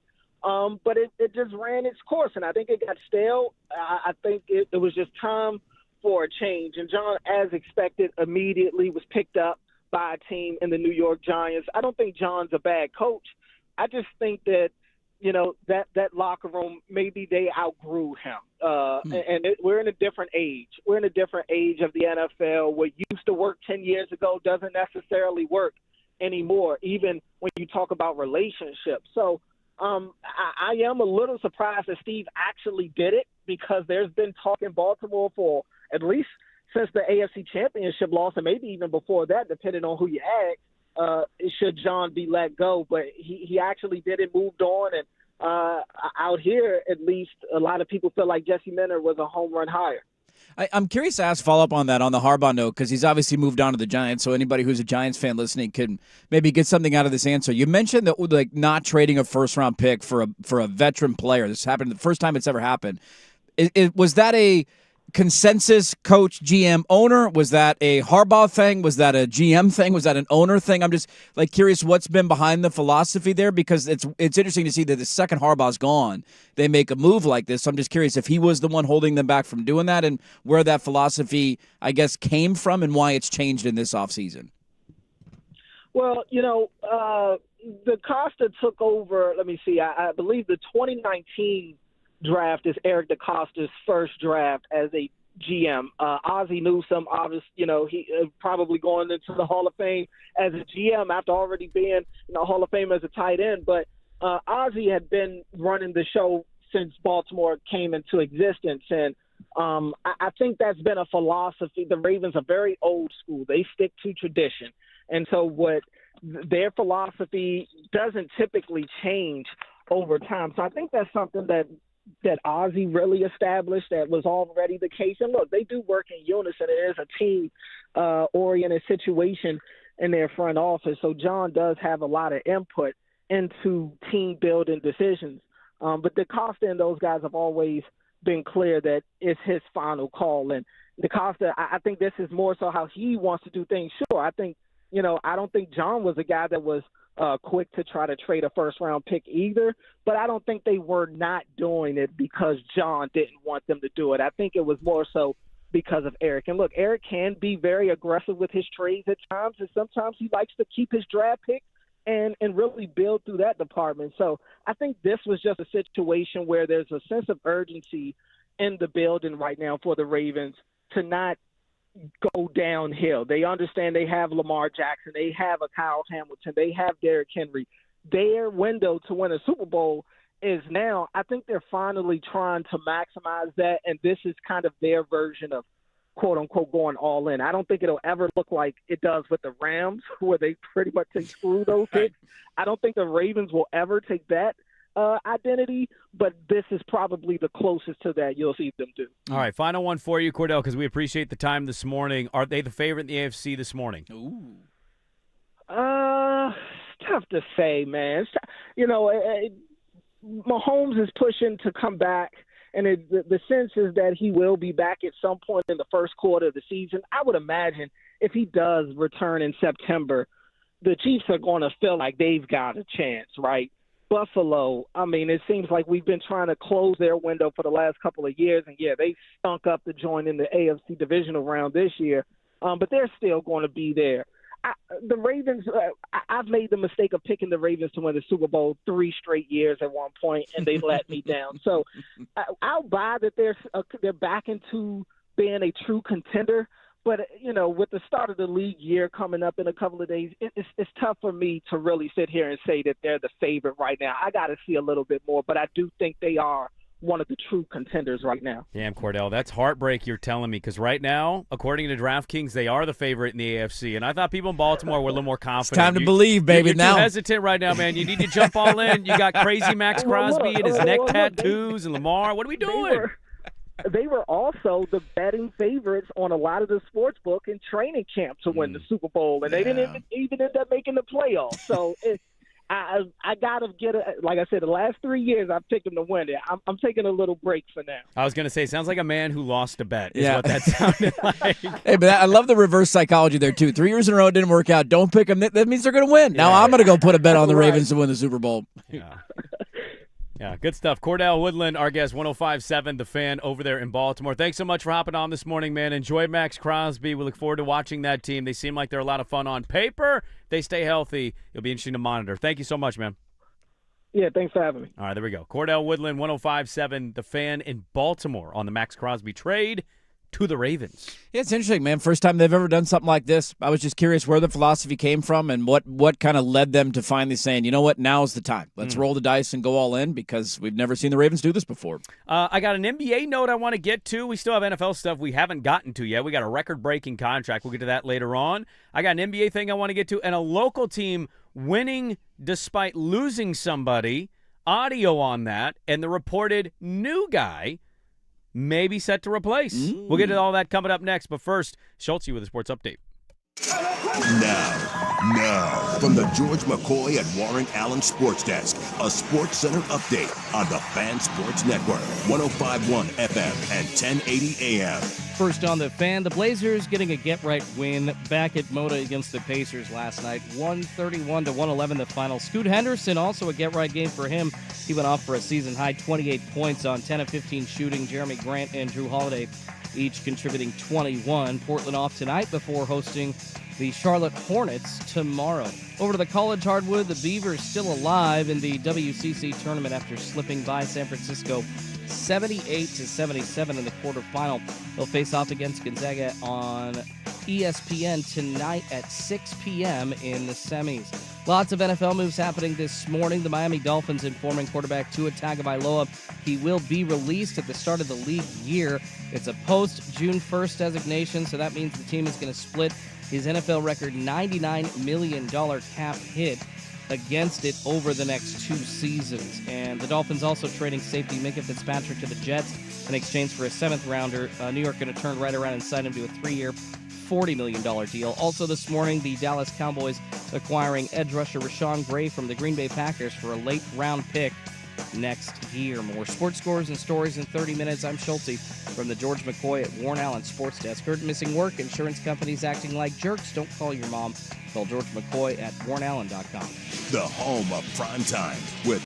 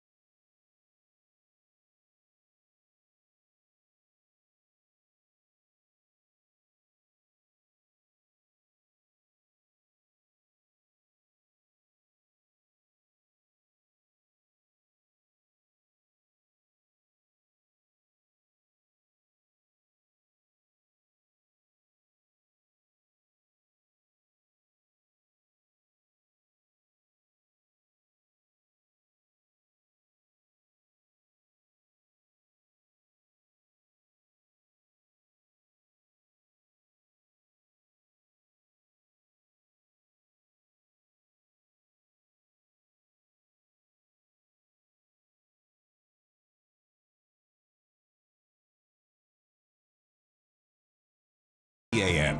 Well, we got a lot to get to as the show rolls on here. 7:38. That may still feel like a 6:38 to many of you out there. And Damn spring forward. I like it. Whatever. I'll get used to it. I love the sunshine later in the day. Let's just leave it then. Let's keep it here. Yeah, this is where we need to Yeah. stay. Now, Let's we just needed to stop. get back to springing forward because we already fell back. Now that we're here with you completely, Schulte, let's just stick around. Yeah. The water's warm. I don't want to get out. It's the change itself. Let's talk sports and try to forget about it, but we're all freaking feeling it as we try to hey, the Blazers won. Oh, God, I'm tired. Mike Richmond will join us at 8:30. Talk about that big Blazer win. How about that big dub last night? Nice to see Brooke back yesterday. Yes, it was. That was the only highlight of the night for me. Seemed very excited to be back. It was nice to see her on the television. Blazers beat the lowly Pacers, and Scoot had 28 points. We'll talk with the homie Mike Richmond coming up at 8:30. We have a massive NFL defensive back contract that we need to talk about. Not surprising given the trade happened involving him, but Sure. they gave out the contract, and we had a White House meeting that led to absolutely nothing. What? For 2 hours. Nothing got solved? Is that what you're telling me? Executive order, all of it. I'll fix it all. I love having How will you fix it? Don't worry. some judge is going to be strike great. that executive order down, and then it will go away. I also love that the commissioner of the He SEC. said that too. He said, I'm going to get sued. Yeah, I'm going to get sued. This isn't going to go anywhere. So we've literally spent all this time not solving the problem. And by the way, I think 89% of the people who were there didn't even say a word. Adam Silver was there and didn't even say a word. The commissioner. Look, I certainly think Adam Silver's an idiot, but he's the commissioner of the NBA. Odd that it still happened, by the way, given Real little everything strange. going on in the Middle East. Little straight. Greg Sankey had to be the one that stepped up and was like, you realize it was the Supreme Court is why we're in this spot? And he did not understand that. So nothing's going to get solved there. Yeah. But they're on it. We actually did get a bipartisan bill that was proposed this weekend. There we go. That might help, but will it actually pass? Who the hell knows? Who's the highest bidder? That's what'll be what the bill is. All right, let's get to some more important things. Basketball dealings. Oh, yeah, start some hoops. Well, I want to talk about one local team. Yeah. up. Okay. Very odd. Little strange situation going on. So we'll get to that. But in the NBA, Wemby, we mentioned it earlier. Wemby cried after coming back and winning a game. He won a regular season game and he cried afterwards. Wild. The guy cares. I love that. He's an absolute psychopath. He got kind of criticized by some, and I just viewed it as like, dude, you need a guy like this. This is going to be the Why face would of your anybody league. what is Well, it's a wrong regular with us? season game. Okay. I want you to imagine a scenario where LeBron James cries after winning a regular season I mean, game. look, we've treated LeBron differently, and that's been really stupid his entire career. We've held him to a standard we don't hold anybody else to. Everybody else is allowed to jump team to team and, chase their way to titles, and LeBron's the only one we criticize for it. It's never made any sense. Doesn't make it right. How do we balance and square the idea of we yell at NBA players for not caring about the regular season, and then one cares so much that they cry, and then we make fun of them? I don't know how we balance it, but that's what we do. This is the world we're living in now. What's wrong with the NBA? Nobody plays, nobody cares. Wake me up when the playoffs start. Here's a star player who wants to play every night and cries after winning a regular season game. Ha, what a loser. Well, especially in a league that has to suffer from the reputation of don't want to care, don't want to play. Hello, Jason Tatum. Yes, he's Welcome back playing. back. He's got an Achilles injury, doesn't matter. He's putting in dunks. They beat the Cavs yesterday. Had a nice little return on Friday. Had a massive game yesterday, an early one, a 10 a.m. Cav game in Cleveland. The Cavs had not lost with Harden at home. They were red hot. They were 8-1. Here come the Celtics. And, dude, that first half, they just torched them. And then the Cavs come back in the second half, and dare I say out loud, educated my wife. That's Peyton Pritchard. That's fast pee-pee. That's 8 Mile to you. Closing out the game for the Celtics. That's the sixth man in the NBA to you. Dude, clutch gene galore. Peyton Pritchard closing out the Cavs. Guy's had a decent little NBA career. Are we going to pick Boston to win the title? I'm not going to pick them to win the title, but I certainly think they have a strong argument to be made in the To win the Eastern East? Conference. Yeah. Like what? Because I put a ticket on the Cavs, and I certainly did not feel good about that at halftime. No, I mean, I'm not done with Cleveland yet because of they have been really good since adding Harden, but I'd be lying if I told they have you Harden. the Harden thing isn't in the back Yes. of my mind if I know his career. Now, Same. just because you haven't ever done it doesn't mean you won't ever do it, but he's got a pretty strong sample size of not showing up in big moments. He needs an 09 A-Rod year. Yes, that's a great poll. A guy who was that way his entire career, and then all of a sudden, hey, look at that, they won a World Series. How about that? And then the entire narrative's out the window in a heartbeat. The Knicks certainly have their limitations, but they're good. And as much as I want Detroit to do it, they have kind of shown in the last week and a half maybe not quite their time, although it wouldn't surprise me. So, yeah, if I'm picking a team to win the East right now, if you give me an 87% Jason Tatum mixed with what was already, the third best team in the Eastern Conference? Second best team in the Eastern Conference. And now they're only 2 games back of the Pistons. You got a chance to catch them. You just got one of your better players back. There's a runway there. I'm not going to pick the East winner to win the title either way. But to your point from last week, and everybody mentions Indiana took OKC to a Game 7. So I'm not saying it's impossible to do it, but I'll pick OKC or San Antonio, whoever comes out of the West to win the title. God, dude, the Knicks boom bust is just got to be insane. The highs and lows for them were some when they nights can just bludgeon the Nuggets. Yes. On Friday, and then you could lose to the Lakers by 13. It's not even really competitive. Ran out of that building. It's the highs of the high and the lows are so damn low. What shows up more in a 7-game series? How many highs do you get? How many lows do you get? Because that'll tell you how far you're going to go in the playoffs. I think because of how Tatum's looked in 2, if he can stay through the rest of the season looking this way, I think you have to say Boston's the favorite. And then after that, I think you can make a case for New York, make a case for Cleveland, make a case for Detroit. Nobody's a runaway freight train. That's the exciting part. In both the East and the West. Because OKC, for as talented as their roster is, they've been a little banged up this year. And San Antonio's only 2.5 games behind them. So it's not like it's this Grand Canyon between the 1 seed and the 2 seed. They might not even have home court advantage throughout the West playoffs. You know who's kind of sitting in a sneaky good spot is Cleveland. Because Cleveland has Toronto in the first round. They will win that series in 5 games. Like that matchup. Toronto doesn't beat good teams. And then after that, you got a 4-5. They play the 1-8. And you know what? If it's Detroit, I'd rather have Detroit than Boston in round 2 right now. Yeah, if you would see Boston, you'd rather see Boston or New York in the East Finals. Wait, let them duke it out and slug each other out, and then we'll talk to you in the next round. We'd rather go through a team who's never been here and done this before. Good little weekend for the association. It was, man. It was a really good weekend. We'll talk a little bit more about the Blazers at 8:30 with Mike Richmond. Coming up next, fired but rallying. We'll get to that coming up next on 105.1 The Fan. It's time for Who's Stinking It Up? Do not go in there. A sports lowlight, ripped from the headlines. We couldn't do diddly poo. Brought to you by Three Mountains Home Services. Schedule your appointment online at threemountainshomservices.com. 4 turnovers in this opening frame. Nice step back into a triple. Paolo Banchero now with 9. There's Prime Video on the play-by-play. That sounds odd to say that out loud now that I hear that. That does sound a little weird. How about this one? This was Saturday. The Magic. Desmond Bain heard your take. Paolo Banchero heard your take. Said, why don't you shut it, Andy Johnson?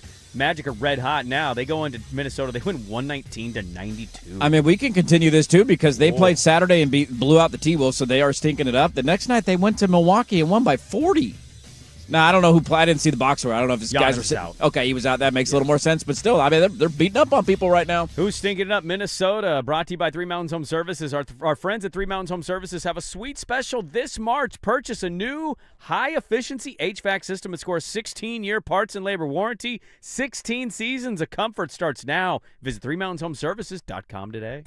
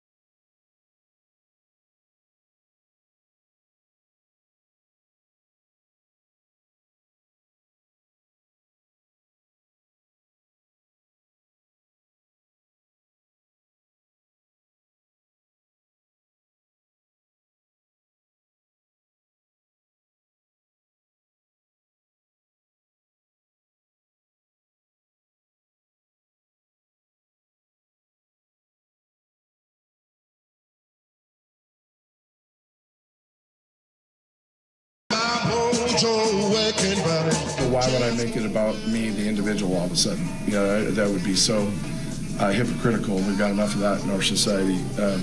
So it was just, hey, we're going to move forward. Before the game, like, guys, we love each other so much. Why would we want this to be our last night? Let's keep this thing going. And so that was really the focus all week, not about any of the other stuff. This is Dirt and Sprague on the Fan Sports Network, 105.1 FM and 1080 AM.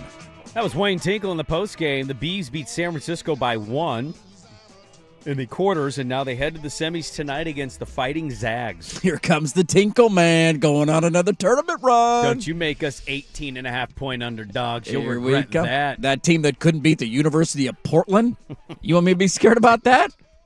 Roll Bees tonight, baby. Real quick. Yeah. Like, it cannot linger long, okay? Sure. Quick thought. How sad and depressing is the world of college hoops for teams like the University of Portland, by the way, when the coach, after losing in the WCC tournament, the post game, What did he say? he has to come out and say, we think Foxwell should come back next year. We think we can match his NIL offer because the kid's already being recruited to leave. Of course he is. That's their He was their only lot good in player life. this year. Depressing. So you're gonna get a pay. I wanted to go get their big man. We Just- couldn't get him last year. Just depressing. Oregon State advancing to the semis after Wayne Tinkle has fired. I believe Wayne Tinkle has now won 9 of 11. That sounds about right. Now, there is rumors of where they're going to hire, but did Scott Barnes show up to this? Is Scott Barnes at the WCC tournament? I'm not going to sit here and pretend as if I watched the 'Cause I didn't see WCC him. tournament over the I weekend. also So didn't catch all the games. I had an interesting takeaway from this. So I saw the highlight of them winning yesterday. And Beaver fans, there was this sentiment of like, uh-oh, here we go. We're going on a tournament run again, which would be really funny. Like if they win tonight, I'm going to laugh my ass off at all of this, kind of blowing up in Scott Dude, Barnes' if they face. win the conference this Would be year, hilarious if they punch their ticket to the tournament and it's with a fired coach who knows he's not coaching. Like, you take it back? Can you do a take-backsies of a firing? Like, all of that would be hilarious. Can we also, though, point out simply that this idea that they're on a tournament run, they've won one game against a team they were a higher seed than. Yeah.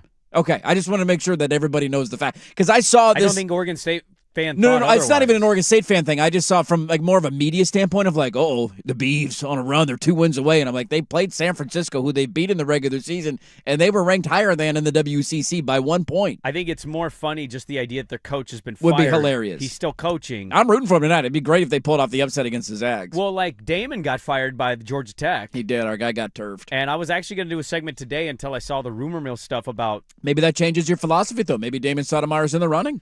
Well, that I was going to do that segment, and then I saw Justin Joyner is an assistant for St. Mary's, and he's rumored to be the guy. He's 38 years old. He's been at St. Mary's for 7 seasons under Randy Bennett. And I think he coached in Michigan for a bit, too. So that might be the guy Oregon State chooses to replace, and yay, we got Scott Barnes' choice. If he has funded 7 out of 8 teams in the Pac-12, it won't matter who Justin Joyner is because they will suck. No, it will not. Now, that being said, and this is going to sound crazy because I don't really mean it, but I'm going to say it anyway. I think I need them. I would enjoy them making the tournament after he got fired, I think a little more than even the Elite Eight. I think I would sit in the situation. No, look, not really. No, not really. But I see the also, point. There's a little truth, a little kernel to that of I really dislike that AD. I think he's dog water. I think he needs to be fired. More stuff came out, by the way, over the weekend. It's not stopping. No way. More comments and text messages. No way. Yeah, we need to get I can't everybody on the believe same it. page. Messaging-wise, there was a lawsuit filed over the weekend by the former general manager, and one certain reporter in the market seemed to not look great via some of the text messages. Basically, we need to get this guy on board to control our messaging. What? No. And we could have all guessed what reporter that was because he's been accused of that over the years. Look, I want Scott Barnes gone, and so it would be hysterical for me if they went on a run. If he won the How far do WCC. you go before you reverse? Before you do a take back? You can't. I think he's leaving. He What would if he- parlay this into another Look, job. It's not going to happen. Georgia Tech might call him now. going to the Final Four and landing a bigger job would be the funniest possible outcome. here, Final would it Four is not? a bit extreme. Him What if going he got the to a round of Final Four? 32. What if he got to the Final Four, though? You're telling me you're not doing a take backsies on that? You would Honestly, you'd be in the running for you look like the dumbest program to ever exist in a year in college basketball. Usually it history. goes the other way. Like we had the coaches last year in the tournament who everybody knew that they were taking other jobs, and then they'd have to do answers after their games like, no, I don't know where I'm going to coach next year because the other team. Was it the Maryland coach? The Maryland cat who I think Villanova. won 2 tournament games and after games were like, I don't know resources and I don't know where. It's like, dude, we all know you've already taken the job. Second, the tournament's over. He's the new head coach at Villanova. Right. This goes pretty quickly. I don't know if we've ever had it the opposite way of a guy who got fired and then went on a run.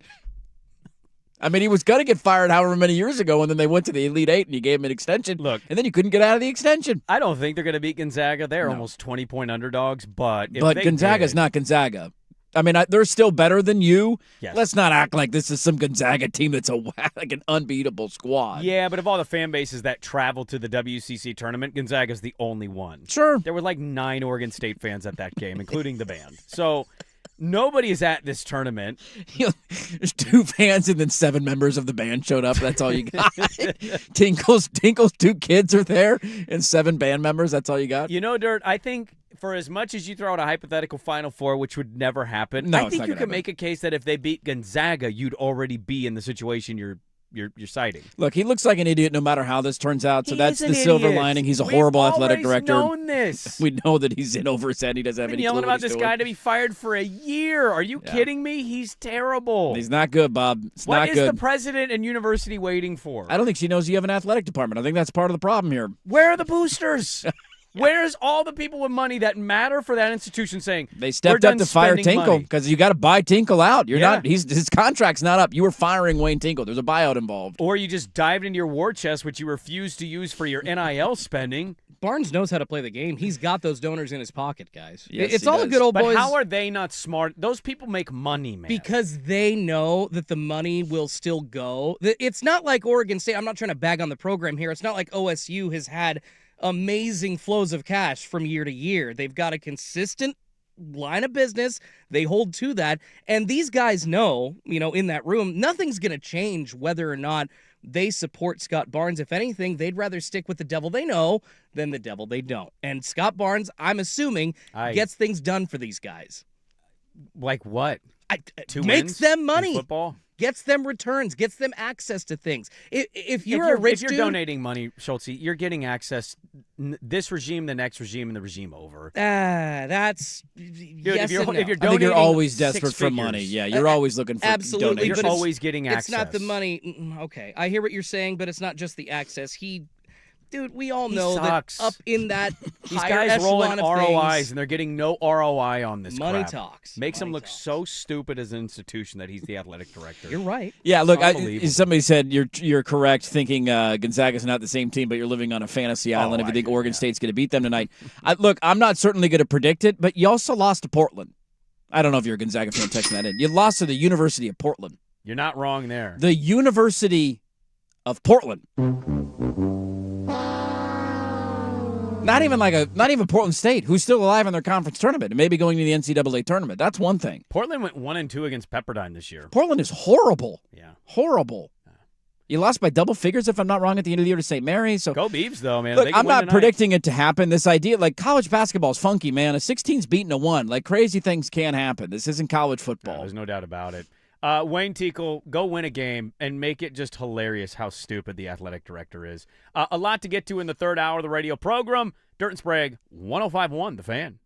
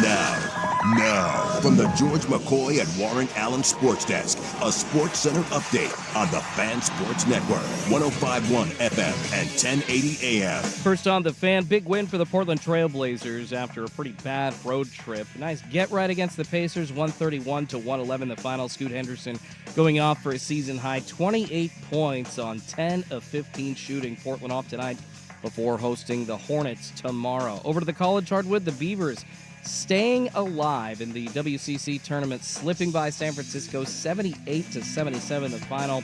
They'll face off against Gonzaga in the semis tonight at 6 p.m. on ESPN. A lot of NFL moves happening this morning. The Miami Dolphins letting quarterback Tua Tagovailoa know he will be released at the start of the league year.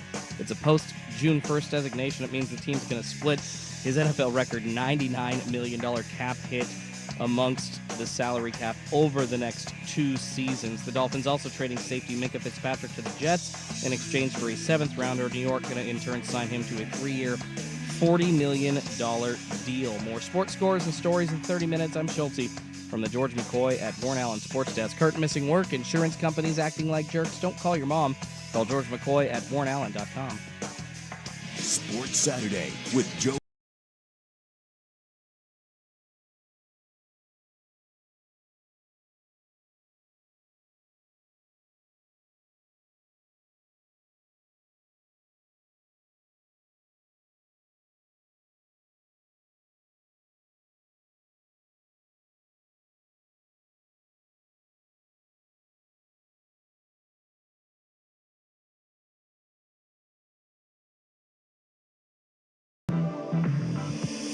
Hey, welcome back in. Hour number 3. Dirt and Sprague here on Portland Sports Leader, 105.1 FM, The Fan. 1080 AM, the Odyssey app. Live on YouTube. We call it the Fan Sports Network. Good morning, everybody. Hope your Mondays are off to a great start. You've caught up for that lost hour over the weekend. By the way, can we just like out loud say what we need to make? Sure. We have a fan locker room merch store thing. Yeah. How are we not making Barstool Clown Goodell-style shirts for Scott Barnes right now? It's a great idea. Orange and black. The black is the outline of his face with a fat clown nose. It's a great idea. How are we not there? That's a moneymaker right there. Come on. If you just made T-shirts that said Fire Barnes, how many people are buying that?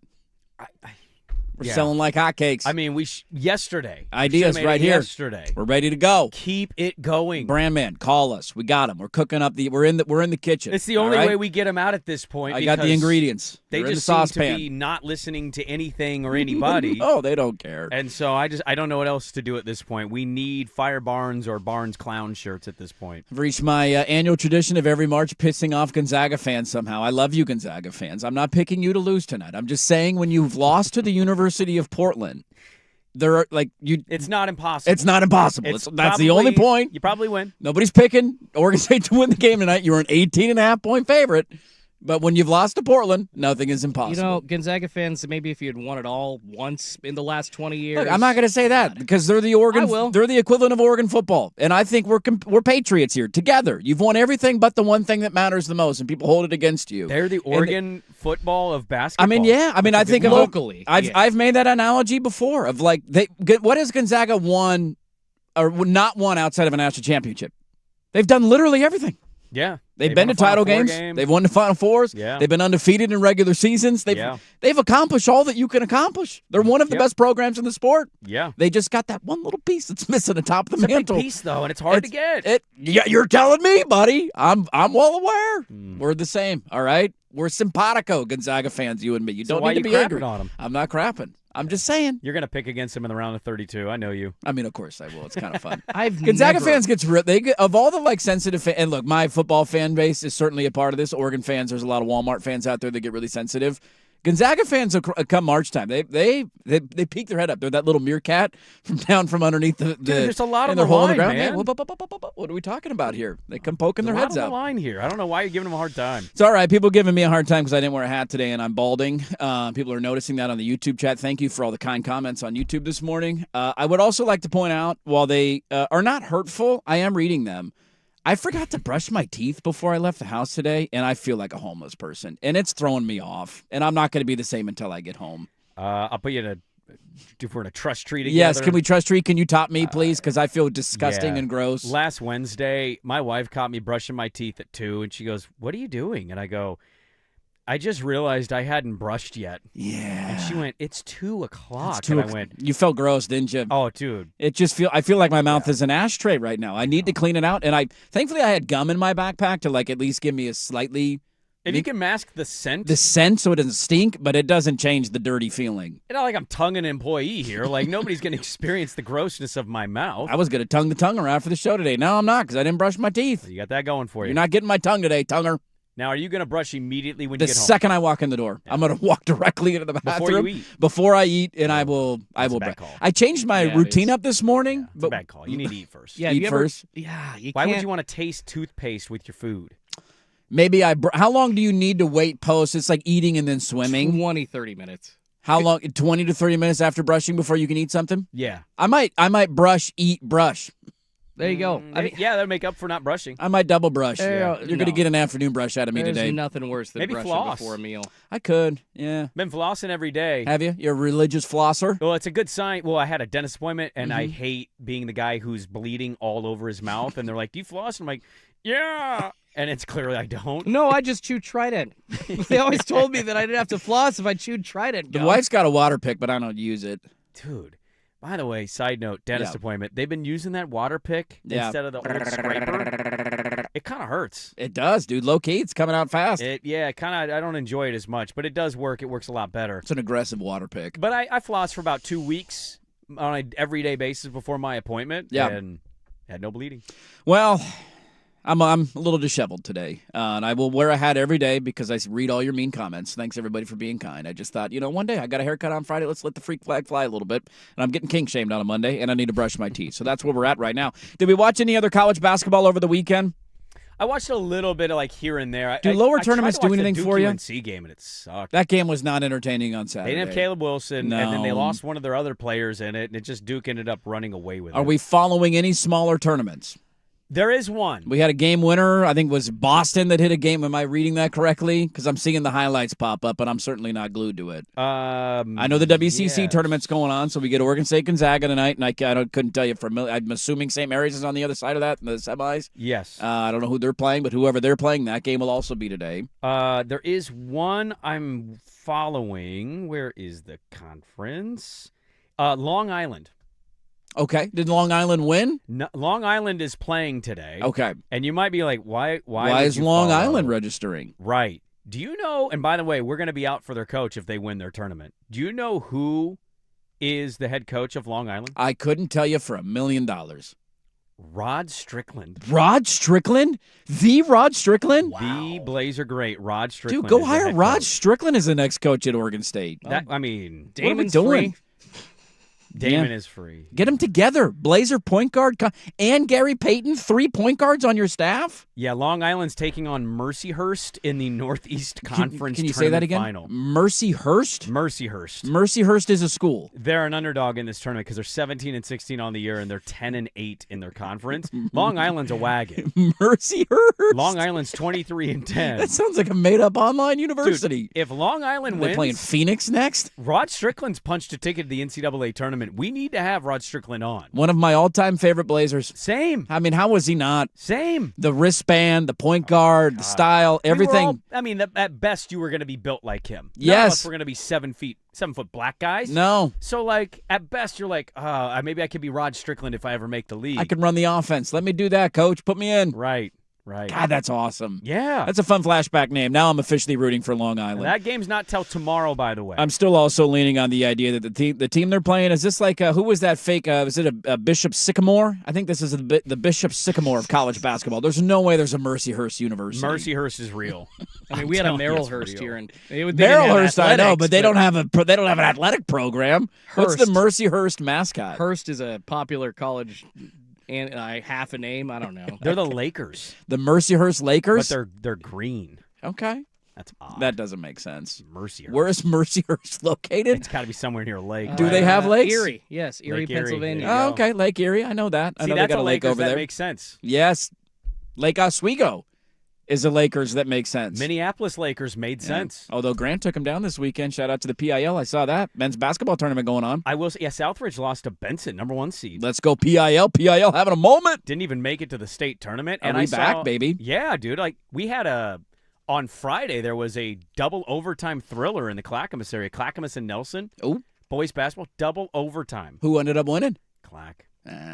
Took it down. But Nelson's best player broke his foot in warm-ups. Oh, what? After coming back from a broken foot. So he broke his foot and then re-broke his foot? Yeah. And Dude, then that's brutal. Their other, like, stud basketball player was on a recruiting visit for football at Arizona State.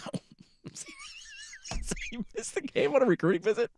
It's Arizona State. I mean, you know. It was a Big 12. God, I'd love to be in Tempe right now, wouldn't you? Oh, buddy, what's the weather like right now in Tempe? Although Saturday was delightful, but man. I said, young man, you be careful of Mill Ave. You got that? He's like, you got it, man. I was like, all right, good luck. Go get this golly. My sister-in-law had that she's going to, she played lacrosse at Oregon, and she was a part of the first ever women's lacrosse team there. And they're all getting together for, I think it's the 20-year anniversary, maybe summer. My years are all lost. But they're all going to Palm Springs this weekend. And she had the audacity to tell me that she was worried it was going to be too hot in Palm Springs because 90's too hot. And I'm like, are you kidding me? 90 degrees right now? 90 degrees hitting you right now. You would take it because you know you like the heat. Yes. It would crush you.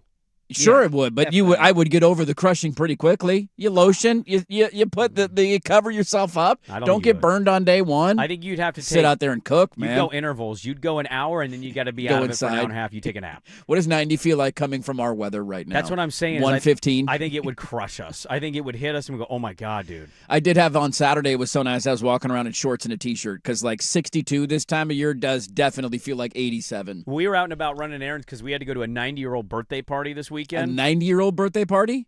Dude. 90, the big 90? What do you buy a 90-year-old woman? Nothing.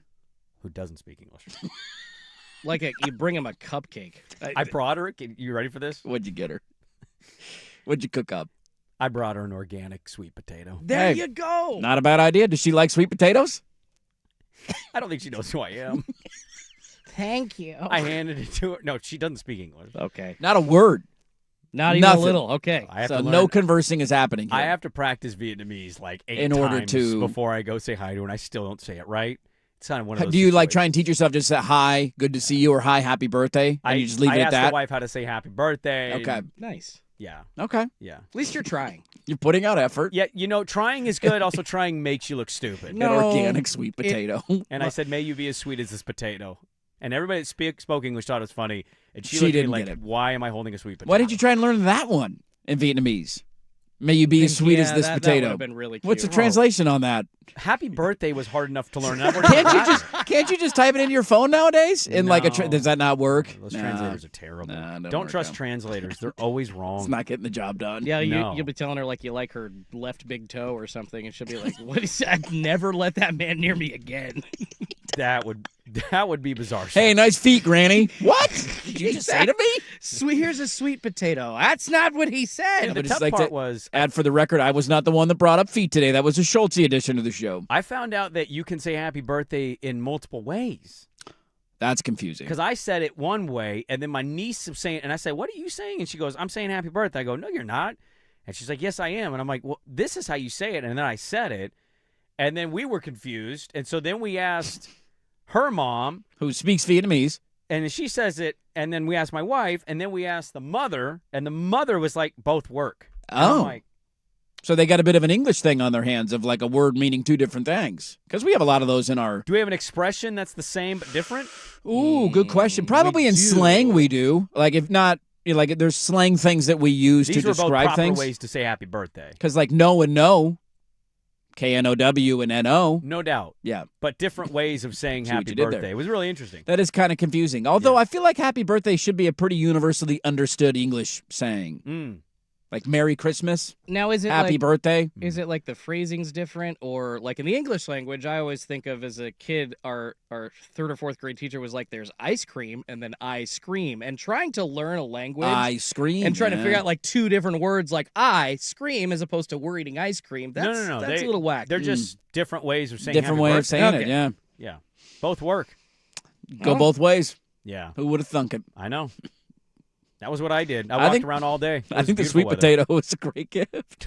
I'm giving you credit for that. That's solid. It's creativity. Well, they were like, there's nothing a 90-year-old needs. Well, nothing. The mother-in-law was like, she doesn't like flowers. Yeah, so you can't get her flowers. So when I actually, you know what I use ChatGPT for? I use it for stuff like this. I go, what do you get a 90-year-old Vietnamese woman who doesn't speak English? And it was like a really warm blanket. And I'm like, I'm not showing up with a blanket. She's got blankets. She doesn't need a blanket. So I'm not doing that. We went to a store, and I'm like, you know what? I'm going to get a sweet potato. Look, I'm going to applaud the effort. I think it's creative. The saying was funny. If I were there, I would have laughed, man. Would have given you a round of applause. Everybody else laughed. Well done to the Spragues. Thank you. All right. I'm balding. Didn't brush my teeth. College basketball. There is your encapsulation of the opening segment of the third hour. We will talk to the homie Mike Richmond coming up 14 minutes from now. And on that note. A little later than that. 8:45. Oh, it's 8:45? Did I put 8:30? Daycare's running late. Oh, he's running late. Okay, I just want to make sure that wasn't user error. Literally just text me the second. Okay, no worries. Mike Richmond, the homie. So then you know what I'm going to do? Yeah. We're going to kick that next segment down to 8:30, and we'll talk about the good and bad of the weekend. Let's ask this question. Is anybody watching? Has it roped you in yet? That is next on The Fan. It's time.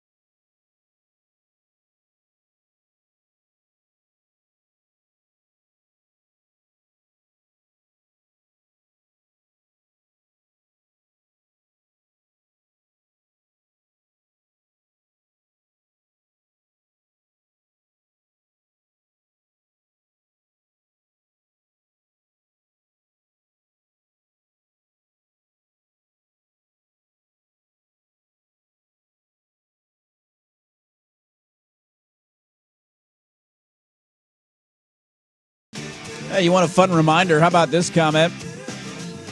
Happy 6-year anniversary of Rudy Gobert spreading COVID at the press conference and shutting down the NBA. Oh, that was today? 6 years ago, evidently today. It's really funny, dude. So he's gotten into this. I've mentioned him before. This local musician. I think he's local. His name's Red Yarn. Dude, Teddy is glued to this guy, man. Yeah, it's all we listen brought to. him up before. It's constant, right? Yeah. And so he's always like more Red Yarn. He just constantly wants Sure, more. And he he's a dances P1. around. He loves it, dude. I got him a harmonica this weekend, and he's walking around the house, just blowing into that thing, going crazy, right? But a lot of this guy we discovered on YouTube, he put out a bunch of videos because he could do concerts during COVID. And it's been really funny to go back and watch these. And Teddy has no idea what he's talking about other than when he sings the song and he brings out these little puppet animals. But all of the videos were filmed during COVID. And it's a really weird time warp to live in because he's like, make sure we're washing our hands, everybody, and keeping our distance. I'm like, God, remember when this was a thing? Happy 6-year anniversary, Rudy Gobert. Yeah, Rudy Gobert, dude. I don't think you've ever recovered from it. I think people just hated him even more from that point on. It never got any better for him, man. No. It never did. Are we watching? Do we care? I feel like Schultze's going to have an answer on this one.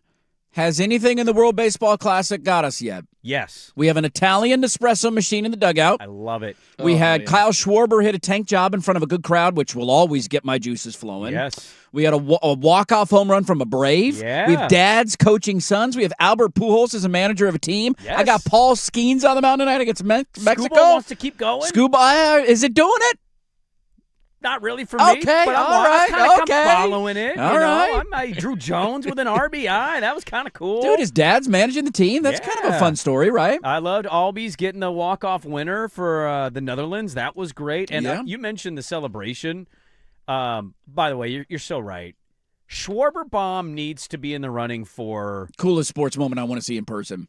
Like when I'm rooting for it to happen, not against my team. Yes. Like the whole crowd's into it and I'm a part of the crowd. Like an all-star game. Dude, yes. Or in this setting, USA, he hits a big bomb. If I were there, that place was electric. Well, what we don't talk about with him enough, in my opinion, because I've said for the record, as dumb as it might be to many, I don't know if I've been more scared of a hitter ever when my team faces him than Kyle Schwarber. No. Because I just assume that ball's leaving the yard. I think he's the slugger of this generation. And I don't mean he's the best home run hitter, but in terms of like the purest form of like the look, you're scared, like, oh my God, he's coming to the plate. Yes. There's a fear factor with Kyle Schwarber. Are you more scared if Schwarber comes up in the 9th or Aaron Judge? Schwarber? I think it's Schwarber. It's stupid, but it's Schwarber. I think it's Schwarber. Yeah. Or Cal Raleigh. Like your team facing Cal Raleigh in a big moment or Kyle Schwarber. Who are you more scared of? Hey.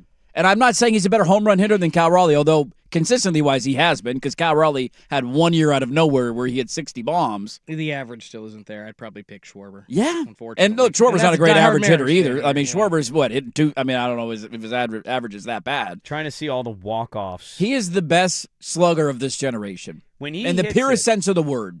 Kind of like Big Papi. Yes. Like you were scared, no matter what the situation was, he could do something in the bottom of the ninth. There was an aesthetic to it, too, of like, and he has a flair for the dramatics of hitting big home runs at big moments. There's also a look to a bomb, right? Yes. Ken Griffey Jr. Oh, Barry Bonds. Like when they hit it, it was Sammy. Oh, yeah, Sammy, McGuire. When they hit it, instantly it was, oh, dear Lord. Stan has this once in a while. Stan's a pretty good hitter. But, like, when Stanton hits one and he does that, like, pause, you're like, oh, God. That thing's going 900 feet. How far is that thing going, right? Whereas Judge has it, but he also has ones that fool the play-by-play guy in thinking they're out, but they only are an out into the left field. Well, Yankee Stadium, But when Schwarber really connects and turns, it's just like something about that power looks different than everybody else. The crowd all rises. The bat drops. Insane. It's such a cool scene. I love this because there's no worse feeling than this when you're traveling around trying to go to a game. Jordan said, I went to Philly last season to catch a game. The game we saw was a 2-1 snooze fest the day before Schwarber hit 4 bombs. That's brutal. Such bad timing. Just brutal. That's why if you're going to go to a game, and look, timing is everything, right? He might have just been in town for family or whatever. Couldn't go the night before or whatever. Yeah, but if you can plan it out, you got to go to a series. Unless your family's just like, the hell you will be going to No, that we're not series. going to all 3 games of Very baseball over a weekend. expensive hotel room stay there, but Yeah. it is the way to go. I missed Cal Raleigh's 60th home run by a game, so I went the night before. My dad and I were. Did he hit one in the one you were, because he finished with what, 62? No. That happened to me in San Francisco years ago. I missed the game by one night that Bonds passed Willie Mays. We were down there, and we went to the game. I can't remember if it was the game before or the game after, but it was one of the two, and we went to one game as the family, and we missed it by a game. We watched them clinch the playoff spot, but it was the next night they clinched the AL West, and Cal hit his 60th, the 60th on that bomb. same night. And it was just like, no, my daddy texted me a lot of bleeps. A lot of bleeping bleeps. Yeah. Yeah, what's the best thing you've actually caught live? I watched Kevin Pritchard coach his first game post Mo Cheeks era for the Blazers back in 2005. I thought that was wacky. It's like, who's this guy on the sidelines? That's it? That's the thing you pull? The best thing I've seen live. Like, you miss history. What's the best thing you've seen? In terms of history, I mean, I guess it'd be, historically. I mean, for me, it's probably Oregon winning when they won the Rose Bowl in 2011, and they hadn't And won they a went to Rose the Bowl. title? No, it was the year they beat Wisconsin. Oh, yeah. For sorry. finally, because they Yeah. went to the Rose Bowl, 'Cause lost, 2010 went to the title, lost, and then 2011 they won, and they hadn't won a Rose Bowl since. Yeah, I can't remember the year. It had been a very long time. They had gone in '94 and lost, gone in 2009 and lost. So seeing that moment of like the first time in '80, where I can't remember exactly what year off the top of my head. That's probably the most historic Because I moment. saw Oregon. I mean, one of them for me is not even one I was rooting for. I was at the Civil War in 2010. Yeah, They won that to go to the national to go championship. undefeated, to be undefeated. Or it's the Lillard walk-off against the Thunder. I mean, that's got to be the coolest one you've seen. Because I wasn't in the building for we were that all one. rooting for the same thing. Yes, and everybody in unison. Oregon was in Corvallis. Yeah. Yeah, Seeing a history of a rival that you're not rooting for, that's a history in the way. I mean, I saw it. It's one of the most iconic moments in the history of the franchise, which is sad because it was a first-round series, but how many moments in franchise history rank ahead of that? It's true. I mean, Winning the title, the conference finals wins probably the years that we went in 89 and 90, or 91, I should say. Yeah, I wasn't old enough. and 99. 99. Yeah, but we didn't win the conference final. I mean, the getting wins. to. I'm just saying, sure, but you could say getting the conference finals is a bigger deal than that, and that's fair. So that's 4. Well, the 99-2000 finals, was that a 2-2-1-1-1? Like, did we win Game 6 here? I'm forgetting if we were here in L.A. No, I think to they, push it to 7. I think it was in L.A. to push it to 7 here, if I'm not mistaken. But No, that- no, 7 was in Game LA. 7 was in L.A. It was. Game 7 I'm was in LA. 99% Then it was sure all we in won LA. Game 6 I think it was here. in Portland. Yeah, well, yeah, obviously, because Kobe Shaq Lob was in L.A. for Game 7. Let me see if I can find the I just Game rewatched 6. that game not long ago, and they Yep, took care in of their Portland. business in Game 6. In Portland. Game 6 was Trailblazers in hosted Portland? That one, 93 to 103, Blazers won. Yeah. on that. I mean that has to be So somebody was at top that 5 one moment. to push to a 7 after coming back from because we all thought we were going to win that. I mean, when they won Game 6 and you're Yeah. back to a Game 7, that's here we go. Right. I mean, So that's top 5 for sure. outside of the Mariners night that I actually watched them clinch the playoffs, it's got to be Brandon Roy, 27-point performance. The Ooh, comeback. you were at that game? That's I pretty was high on the list. At that game, That's a man. good That I'm not sure that I've felt anything for like as long of a period of time at a sports event than I did that night. That was just magic. The funny thing was the night Dame hit the walk-off against the Rockets and got their first-round win in like 14 years, my sister and brother-in-law were at that game, and we were doing a show that night, a post-game show. That's famously where Swag was in the locker room. LaMarcus Aldridge, back to you guys. Back to you guys. And they called, and they were walking somewhere off Broadway, like near the dealership, and like people were out of their cars going crazy. That wild. I mean, it'd been 14 years. It's been a long time, man. Horns were honking. People were We've been going a first-round nuts. series for 14 years. Crazy. How long has it been since we won our last one now? Was it the conference finals run in 2019? Yeah. Yeah, the So walk-off. we're already halfway there. Well, Let's add another one to the list this not year, halfway baby. to 14. That was the same. It's been 7 years. That was the same year as the Denver-Portland 14 overtime divided game, by right? 2 is 7. Yeah, Denver 4 overtime. That game. that Yes. was crazy too. If you were in person, I think it was in Denver, but like that No, it was No, the here. overtime game was here. So there you I was go. watching Wherever in. it is. I If was you were watching in there- my living room. Yeah, Woo-hoo-hoo. that's an iconic one that we'll never Yeah. forget.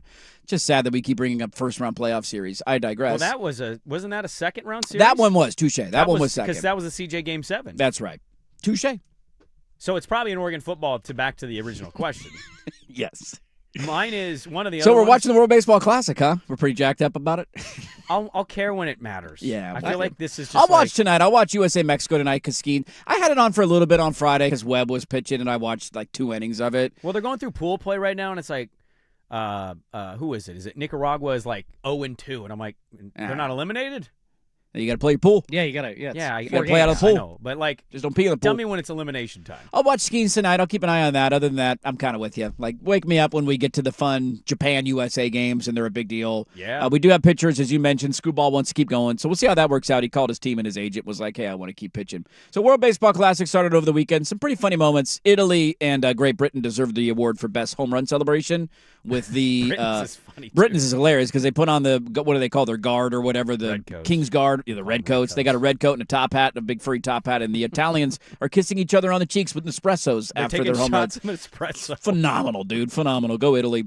Let's get to the highs and lows of the weekend, and that'll lead into Mike Richmond coming up at 8:45. That's next, but first, your Schulte with SportsCenter. Now, from the George McCoy at Warren Allen Sports Desk, a Sports Center update on the Fan Sports Network, 105.1 FM and 1080 AM. This update brought to you by Laurelhurst Market Steakhouse and Butcher Shop. A great spot for any occasion. And don't forget, save 10% on your Butcher Shop order when you dine in. Menus and more at laurelhurstmarket.com. First on the Fan, the Blazers rebounding from a very bad road trip with a big win over the Pacers last night, 131-111. Scoot Henderson, a season high, 28 points. Jeremy Grant and Drew Holiday each adding 21. Portland now off tonight before hosting the Hornets tomorrow. Over to the college hardwood. Beavs still alive in the WCC tournament. They slipped by San Francisco 78-77 in the quarterfinal. They'll be facing off against Gonzaga tonight in the semis. That's a 6 p.m. tip on ESPN. A ton of NFL moves this morning. First, the Dolphins in the big one, informing quarterback Tua Tagovailoa he will be released at the start of the league year. The team's going to split his $99 million cap hit over the next 2 seasons. That is a record in dead money. The Dolphins also trading safety Minkah Fitzpatrick to the Jets for a 7th-round pick. New York going to turn right around and sign him to a 3-year, $40 million deal. And the Cowboys grabbing edge rusher Rashawn Gary from the Green Bay Packers for a late-round pick in 2027. More sports scores and stories in 30 minutes. I'm Schulte from the George McCoy at Warren Allen Sports Desk. Heard missing work, insurance companies acting like jerks. Don't call your mom. Call George McCoy at warrenallen.com. The home of the firm of Harris and Meringue.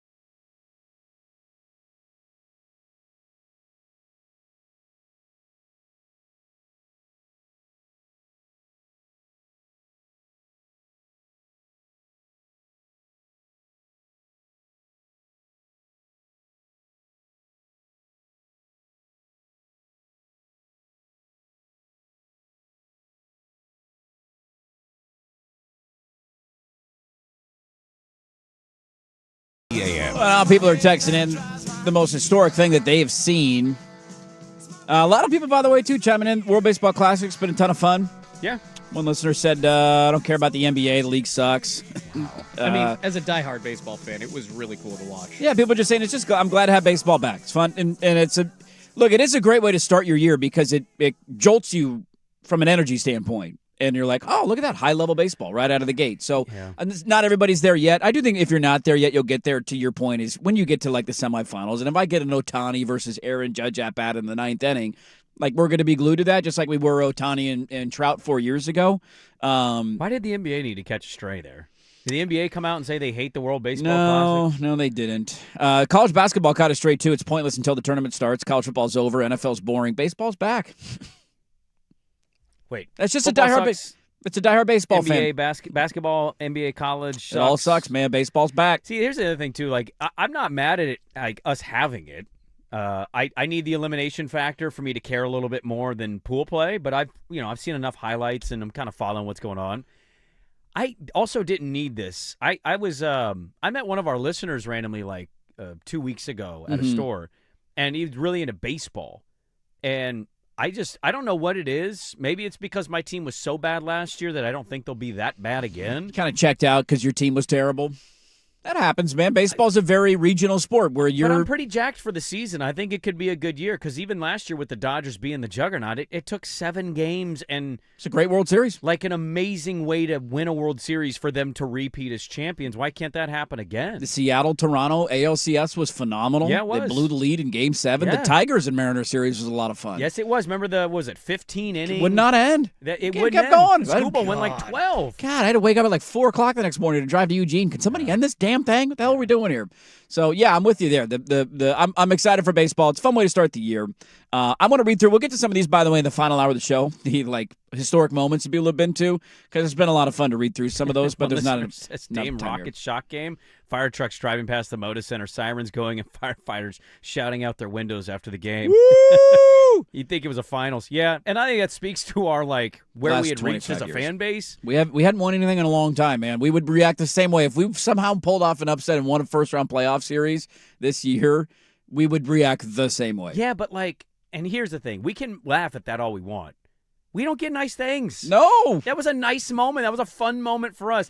Suck it, Harden and Dwight Howard. We haven't had a nice moment in 7 years. No. It's been 7 years since our last nice moment. We'll get another one soon. Hey, but the future's bright. Future's bright. One of those non-nice moments was drafting Scoot Henderson 3rd overall, although he did have a nice game last night against the worst team in the NBA. Friday was just like I was watching the USA World Baseball Classic game. I'm like, that's right, Blazers are playing the Rockets. They got off to a great start in this game. Sweet baby Jesus, was Scoot Henderson bad. He scored 4 points in 20 minutes. They sat him late in the game because he was just non-playable. He's 1 of 9 from the floor. A minus 11 overall. They couldn't hang on in the fourth quarter. They only scored 17 points as a team in the fourth quarter. And it didn't help that on the same night that Scoot had that kind of night, Amen Thompson, who went 4th overall, was 11 of 12 from the floor with 26 points, 7 rebounds, 7 assists, 2 steals, and a block. So he was awesome in the game, and they lost on Friday. Rockets had to come back in that one, though. They were did. Down. The Rockets have not been playing very good basketball. Portland was feisty in that game. And then yesterday you play Indiana, and I think it goes to the hard to take anything away from the back end of the year. Indiana's literally one of the worst teams in the NBA. They're, splitting hair away from having the worst record in the entire the league. Grizzlies, and he didn't play well against the Grizzlies. No, so there's no reaction to beating or playing against against such a bad team. But there's certainly some that will say, there you go, 28 points. He had 19 in the first half last night. Like I heard from a lot of people who took their kids to the game last night. I had a buddy who took his kid to the game last night. It's like, that's a great idea. You're playing a bad team. You know they're going to win in pull-away fashion because Indiana's that bad, and they're openly tanking. They got fined by the NBA. So a nice moment at least. They did move him back to the bench because Denny Avdia came back to the game. But a very weird and interesting, unique weekend where Avdia plays finally on Sunday. They lose to the Rockets. Scoot was terrible, and then you beat the worst team in the league. Yeah, last night was like their best game they've played in what feels like a long time. I know the Rocket game was trending that way until fourth quarter Rocket come back. But, even with some of their wins, it's not felt good. It's been ugly, as we've mentioned. That game, at least, they looked the part. Now, Indiana came out and put up a little bit of a fight in the first half. Yeah, until the end of the first half, they pulled away finally. But they did pull away. Scoot had 19 in the first. And look, that's good for him. We talked about Friday, just a confidence. There was a Reddit post on the Blazer page where he was like on the bench and he just looked dejected, staring forward, and you feel for him. I don't think I've changed anything on my stance here. It's not enough of a sample size to say, I guess, this or that, but also the people that don't think Scoot's going to hit have no reason to feel otherwise, and the people that feel hopeful will point to this game and a few others probably before the season ends and say, this is why we should not give up. Yeah. I don't know how the organization is going to process all of it other than to say, I think he's going to be on the table. And if I was him, I think at this point I'm hoping that I have a change of scenery. I just don't think it's going to work here. Are Drew and Dame back next? Yes. We know Dame's going to be back, and we assume Drew's going to be back. And if that's the case, why would he even want to play here? And I don't know if he's that kind of player to demand a trade. I'm not suggesting that. If he gets traded, I wouldn't be shocked if he also does an interview and says, yeah, it just didn't work out. I think I'm ready for a restart and a new change of scenery, and he might be at that stage. So it's unfortunate that I don't think it's enough of a sample size, but I also still don't think nobody's opinion's going to change. No. 28 last night ain't going to change to 6 before that. Nope.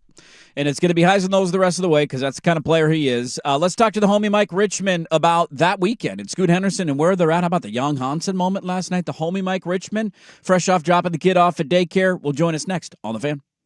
Big hits, big bets, big plays. Today I'm laying the big wood. This is the Layin' Wood Report, brought to you by Mr. Plywood, serving Portland for over 50 years. That's just me as a person, man. Yeah. Don't go right, I'm not tripping. You know, I never get too high, I never get too low, and that's just me as a person. Mm-hmm. If you know me, try to keep it straight, and I celebrate the good times, and celebrate the bad times. You know, everything is done for a reason. The man above doesn't make any mistakes. There is Scoot Henderson saying he stays the same no matter what. Finally had a good game. Had been riding a little bit of a bad streak, but he had 28 points last night. The Blazers get a comfortable win against the Pacers. Well, look, I think when you look ahead to the schedule, they certainly laid the wood to Indiana last night because a lot of teams are laying the wood to Indiana this year. Fun one tomorrow. You got Charlotte in town, a team that just beat you by double digits, if I'm not wrong, about a week ago, coming off a loss. That's a fun one in town. You got Utah then Friday, and then you go on another long road trip, and we'll see how many teams lay the wood to them. Layin' Wood Report brought to you by Mr. Plywood, serving Portland for over 60 years. Delivery, custom cutting, and special orders. Visit them at Southeast Stark Street or online at mrplywoodinc.com.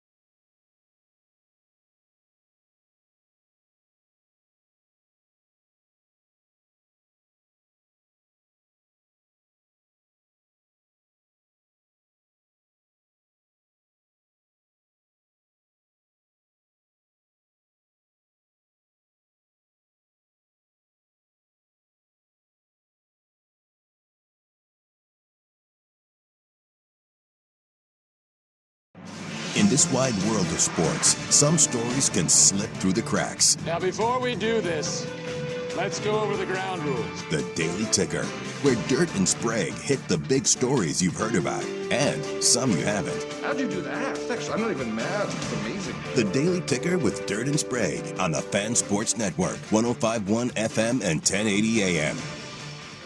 All right, up and down weekend for the Blazers. They're back in action tomorrow at home against Charlotte. The fun, feisty Hornets are coming to town. And joining us now is friend of the program, the homie, Mike Richmond, Locked On Blazers Daily Podcast. Catch it wherever you get your podcasts, at Mike G. Rich on Twitter. Mike, good morning to you. How did daycare drop-off go? Smoothly this morning? We get out of the house okay? Well, out of the house poorly, but the drop-off part was very smooth. Okay. But out of the house was a little bit of a struggle. How did we recover from daylight savings time? Did we do okay yesterday? Oh, yes, we did okay.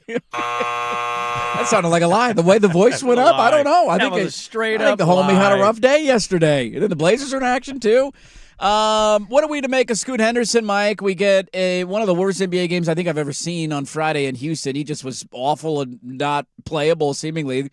They sat him on the bench in the second half. He was 1 of 9 from the floor. And then, hey, the worst team in the NBA shows up. We go for 28 points. Scoot is back. Is Scoot back or is he out, Mike Richmond? He's back. He's good now. Fixed. Yes. That's it? Yeah, I mean, He's that's fixed? it. I mean, you saw it. What he played, 26 minutes. He's back. We did it. Mission accomplished. I mean, I said this before you hopped on. I don't think either side's going to change the opinion. I think the pro Scoot people are going, well, it's not enough of a sample size. Hang on, guys. It's only 22. And then you got people who are like, no, he's a bust. We cannot count on one game out of 7 to be really good. And then he randomly disappear with like a 1-for-9 night.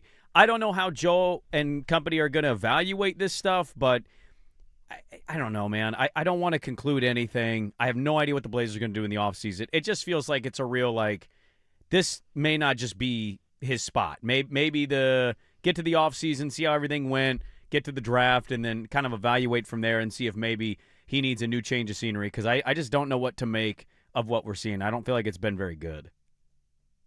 Yeah, I mean, they need an amount of clarity that is probably not available to them over the final 13 games of the season or whatever it is, 17 games of the season. Like they need to learn more than they probably have time to learn. But like the decision making doesn't slow down. So you want Scoot to play better because that would make you feel more comfortable. But even if he plays, pretty darn well over the final 17 games, you just might not know enough, and you're still going to be. It's decision-making time this summer, and they added 2 35-year-old point guards to the roster, and one of them is, a franchise legend who you imagine is going to have a pretty sizable role next year. So they're coming up against it in terms of having to make some choices, and I just don't think they're going to know enough by the time they have to make those choices. Yeah, it's an impossible question to answer. I'm just curious on the Denny Avdia front of, like, he's been in and out of the lineup. We all know the back stuff's not going to go away. It seems like it's just a pain tolerance approach of, like, if he can handle it and it's not tweaked enough that he may go out there and give it a shot. He's rapidly running out of games to make an All-NBA team, and I think, there's a certain percentage you got to play the remaining games. There's not that many left. If he misses out on that threshold, is there any chance you think they shut him down until the play-in situation? I know he was okay last night, but that is a worry in the back of my mind every time I see him back. It's like, I've seen this 3 times, and you've come back and then immediately got re-injured again. Is this serving any purpose in the short term? He wants to play, so I think they would really have to convince him to shut him down. Like he wants to play, and he has a great deal of pride about being available and all of those things, which I would say in 2026 we have to applaud any NBA player who wants to be out there. Yeah. And so I don't think they will. Like, I don't think they'll shut him down, but there is a conversation. Like, if the back flares up again, it's like, hey, what are we playing for? Like, what is there are bigger fish to fry than beating the Clippers in LA in the first play-in game. So I think they won't. If he can play, he'll play. But I think there is a chance that bigger conversations have to be had if the backing flares up again. Ask you this: do you think the organization, if you gave him true serum, wants to make the playoffs and get eliminated by the Thunder, or wants to lose the play-in and try to get a good pick? I have no idea. I think they want to make the playoffs. I do. But it's impossible to sort of – I have been wrong about what I thought they would do enough times to know with confidence that I don't know what they're doing. I don't know what they're doing. they've been right sometimes when I've been confused, but I don't know what they're doing. I think they want to make the playoffs. I think getting off that pick they owe to Chicago gives them enough flexibility into the future that they feel like they would be better off with that scenario. But you get in the lottery, you have a chance to get a top pick, and that would be a franchise-altering ping pong ball. Well, if you say you don't know what they're doing, and sometimes you're wrong and right on some of this stuff, there's no doubt. Like right now, do you feel like they're building towards using the draft equity they've accumulated for a trade, or would you not be shocked if they kind of just move a couple parts around and largely run this back? Because just the lineup of Denny, Scoot, Shea, and Klingon is 143 possessions in 2 seasons. That's all we're going to get. Like, it's a terrible sample size, and that was the 5-person lineup I think a lot of us thought they may end up with. And at this point, to your point, I have no idea what the hell the lineup's supposed to be. So where would you right now think that they lean? Are they going to make a move or try to keep this looming over all of this is that I think looming over all of this is like, are these going to be the people who are making the choices, right? Like there's going to be a new owner coming in at the end of March, and I think that's still on track to be end of March or whatever, the last day of March, is what it was first reported, and I think it's the same deal. So like, do the people who are in charge, do they want to run it back with not only just the players but the decision makers? So I think like it's there could be seismic changes coming because it might not only be, hey, we got to move on from this era of players and these draft picks, but also like the people who made those selections. I think the ownership thing clouds any level of clarity in terms of what's the next steps. I think that's just such a huge question mark. Well, on that note, Mike, I'm curious because there's certainly it depends on half the fan base I feel like is a glass half full and half the fan base I feel like is a glass half empty. Because on the one hand, you could say, man, look, you got Kamara in a trade, who's turned out to be an all-defensive player. We could debate what his ceiling is offensively, but certainly been a very key rotational guy who's elite on one side of the ball. You've added Denny Avdia for, a future pick, and Bub Carrington and Malcolm Brogdon, who's no longer in the NBA. So that trade was a win, and he's only continuing to get better. Donovan Klingon appears to be a guy who in year 2 has popped, and so there's definitely successes that you can point to. And then flip to the other side of the fan base and say, well, you took a Chinese center in the first round that shouldn't have gone in the first round, that's unplayable in NBA action in his first year. Scoot's been a disaster his first 3 years. It's not all his fault because he can't stay healthy, but it hasn't gone good. And I know you gave Shaden the extension, but there's still debates about, does he care? Is he playing hard night in and night out? Like, just where is that going to go from here? And so have they done enough to a new ownership group to signal, you know what, they actually do deserve a little bit more time? Or if you were taking over, would it be more of the mindset of like, man, there's a lot of draft whiffs. You're missing the playoffs again because we all assume they're going to lose in the play-in. That would be, 5 straight years of not making the playoffs? This rebuild keeps getting kicked down the road. I'm just curious how you think they're going to handle that.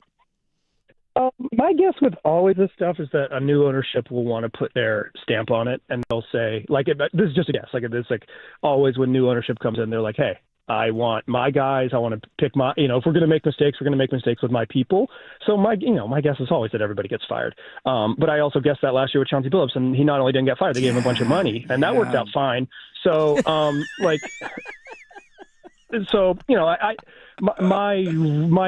my guess, not even educated guess, my just guess right now is that everybody gets fired. I think Cronin's been average on the whole. I think the trade stuff have been good. I think the free agent contracts have mostly been really bad, and the draft picks have been. He hasn't overachieved at any of the spots that he's picked at. I think he probably on the whole about average from what you'd expect from where they drafted. So I don't know. I think you could make an argument that you like what he's done, but I don't know. I think on the whole, it's like if I'm a new owner and I see someone who's been hey, pretty good, do I think I can do better than pretty good if I bring in my own guy? Yeah, of course I do. I'm a billionaire. Right. I made 1 million correct decisions. I've never been wrong. Look at me. I turned subprime car loans into the Portland Trailblazers and the Carolina Hurricanes.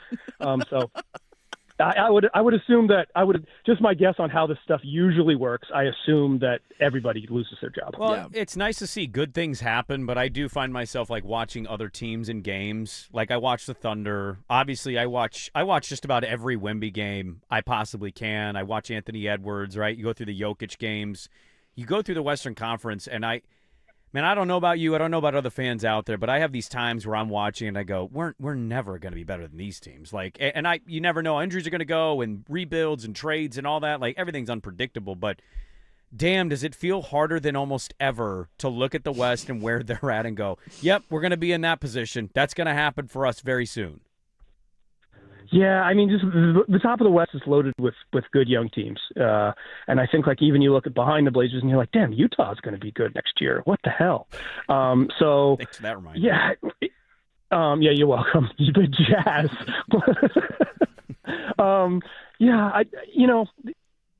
I think this year was, for a brief period in January, felt like they were really, really, really taking steps forward, and I think some of it is Scoot's return, and some of it is probably just injury luck. It doesn't feel like they took as big a step as it looked like they might. Of course, they're going to rip off a bunch of wins against bad teams here, so have me on in 2 weeks when the Blazers have 39 victories, and it's going to be like, hey-o, they've won 9 of 11. But I don't think you've got the sort of clarity about the direction that you maybe thought you were going to have in January. Yeah, very good points. Mike Richmond is the homie. At Mike G. Rich on Twitter. Go give him a follow. Locked On Blazers, daily podcast, wherever you get your podcasts. He survived daycare drop-off and daylight savings time. He's a hero in our books. Mike, good morning to you. Thanks for the time. Let's do it again soon. It's always a pleasure, guys. Thanks for having me. There you go. Mike Richmond of Locked On Blazers. I don't know what the hell's going on. The highs and lows, man.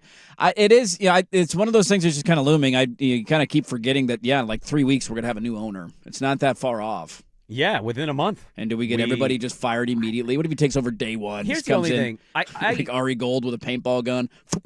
It's very possible. I could also see him slow playing this a year as an owner to see how everything kind of works. I mean, at least into the offseason. It wouldn't make sense to do it right now. We're still playing games. Right, but I will vote now unless I could look stupid. Like, I'm going to vote that they don't lose it this offseason. Okay. That they will have next year to prove. One more year. Yeah, because I think the contract stuff also changes things. Just run it back next year, dude. Run it back. Bring everybody back. That's an exciting offseason. That's a real fear. And by the way, is Utah Point not invalid? You've got Triple J, Lauri Markkanen coming back. They're probably going to land a top 3 pick because finally somebody at the top of that lottery odd is going to hit. Yep. And if they get A.J. DeBonsa, I mean, geez, watch out. Well, there you go. The homie Mike Richmond. Blazers back in action tomorrow. We'll talk about them again tomorrow when the Hornets are in town. Lots to get to in the final hour, including the NFL. Whole bunch of stuff in the National Football League we have not gotten to yet. We're already in the final hour, so let's launch into it. Trades, free agent contracts, trades that have gone down. What's happening in the NFL? We'll start diving into it next on The Fan. Did you know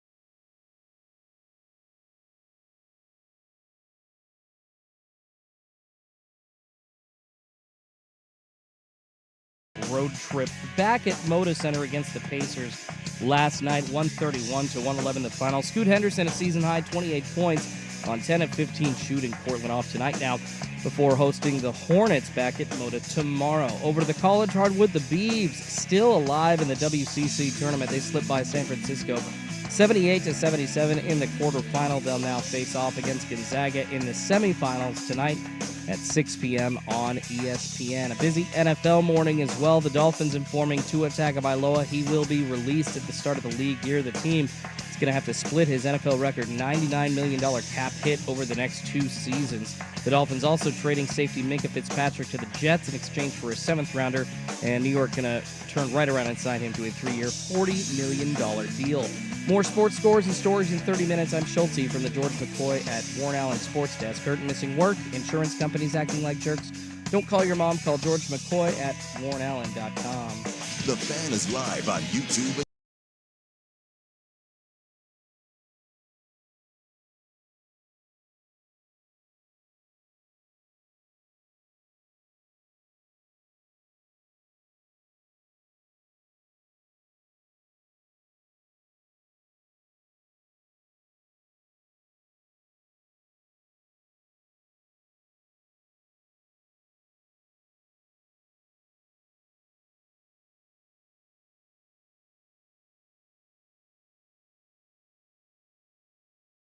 Sports leader, 105.1 FM, The Fan, 1080 AM, the Odyssey app, live on YouTube. Good morning, everybody. 2 inches is a lot, buddy.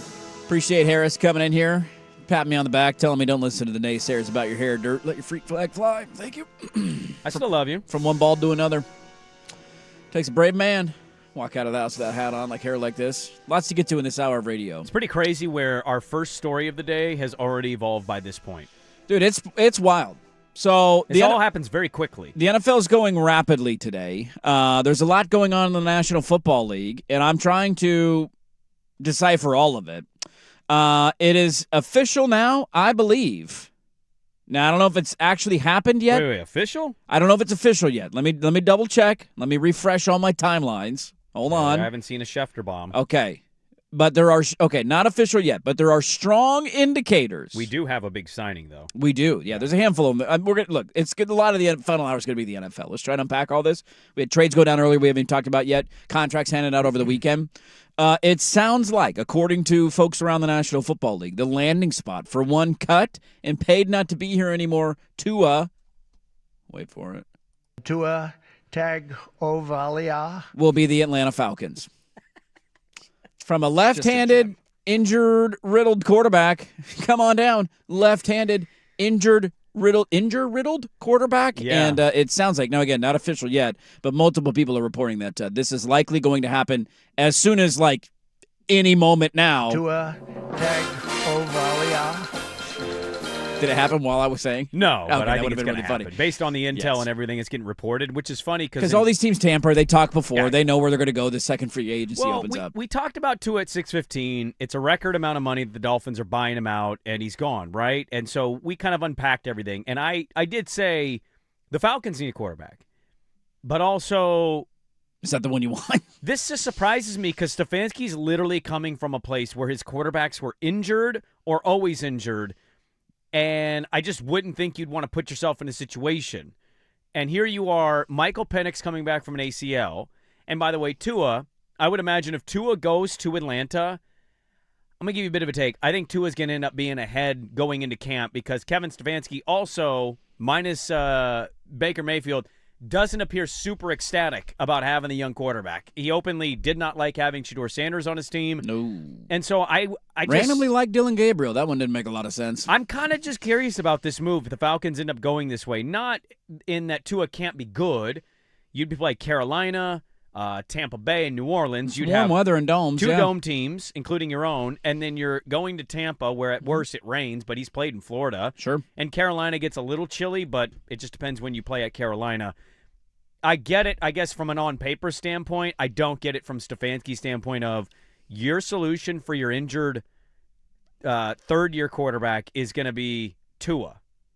You're putting yourself in quite a situation. If Tua goes down and then Penix can't stay healthy, then who do you got? Now you're in Shedeur Sanders territory. Right. And I'm just Maybe that's who Stefanski will be as a head coach, and he'll prove to be more an OC than a head coach. But just an odd. It's a little odd to me as Stefanski would want to go this direction, but maybe he sees it on paper and sees what they have and says, nah, this will work for us. Everything Atlanta's done with the quarterback position for a long time has been very odd. From saying no to Lamar Jackson, we're okay. Post Matt Ryan, it's not made a lot of sense. Starting Desmond Ridder, pretending as if he could be a franchise quarterback. They had that moment. They signed Kirk Cousins to a massive contract after tearing his Achilles and then drafted a quarterback in the top 10. Like immediately. And everybody said, what? And then that guy couldn't stay healthy, and then the other guy got hurt again, and then you cut him, and he's now a free agent.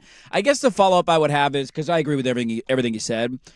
One, I'm curious with the signing of, like, do they genuinely view this as a competition, or is this just an insurance policy against Penix? Like, I'm just fascinated how they feel about him behind the scenes, and nobody will have the answer to that. I think we had our answer in the press conference. What did they say? I don't remember. It was Matt Ryan. Matt Ryan had his press conference. Yes. He's now the president That's of right. the Falcons. He's calling the shots. And they basically asked about Penix, and he said, we're going to roll out the best player we can get. Yeah. He was not committed Not to Penix. committal in the comments and all that. Yeah. No. He's also coming off an ACL surgery, so you don't really have a look at him yet. He just took over. I'm just curious how they handle it in the offseason. Well, how many starts has Penix even made? Not that. I mean, I want to say 12.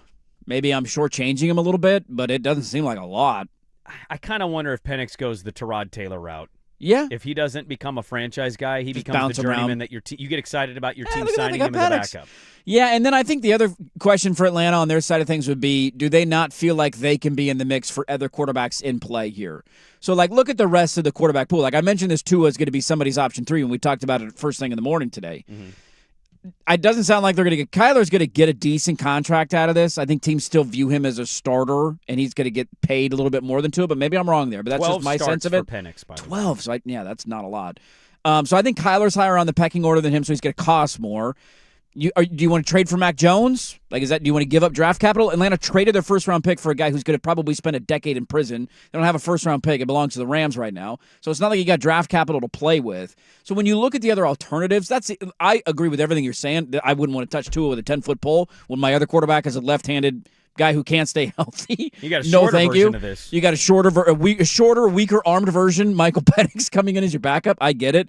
I'm just trying to play the other side of it of what are the other options there? You need an insurance policy because you don't know if Penix can stay healthy. Kirk Cousins is now gone, which rightfully so. That's an interesting one.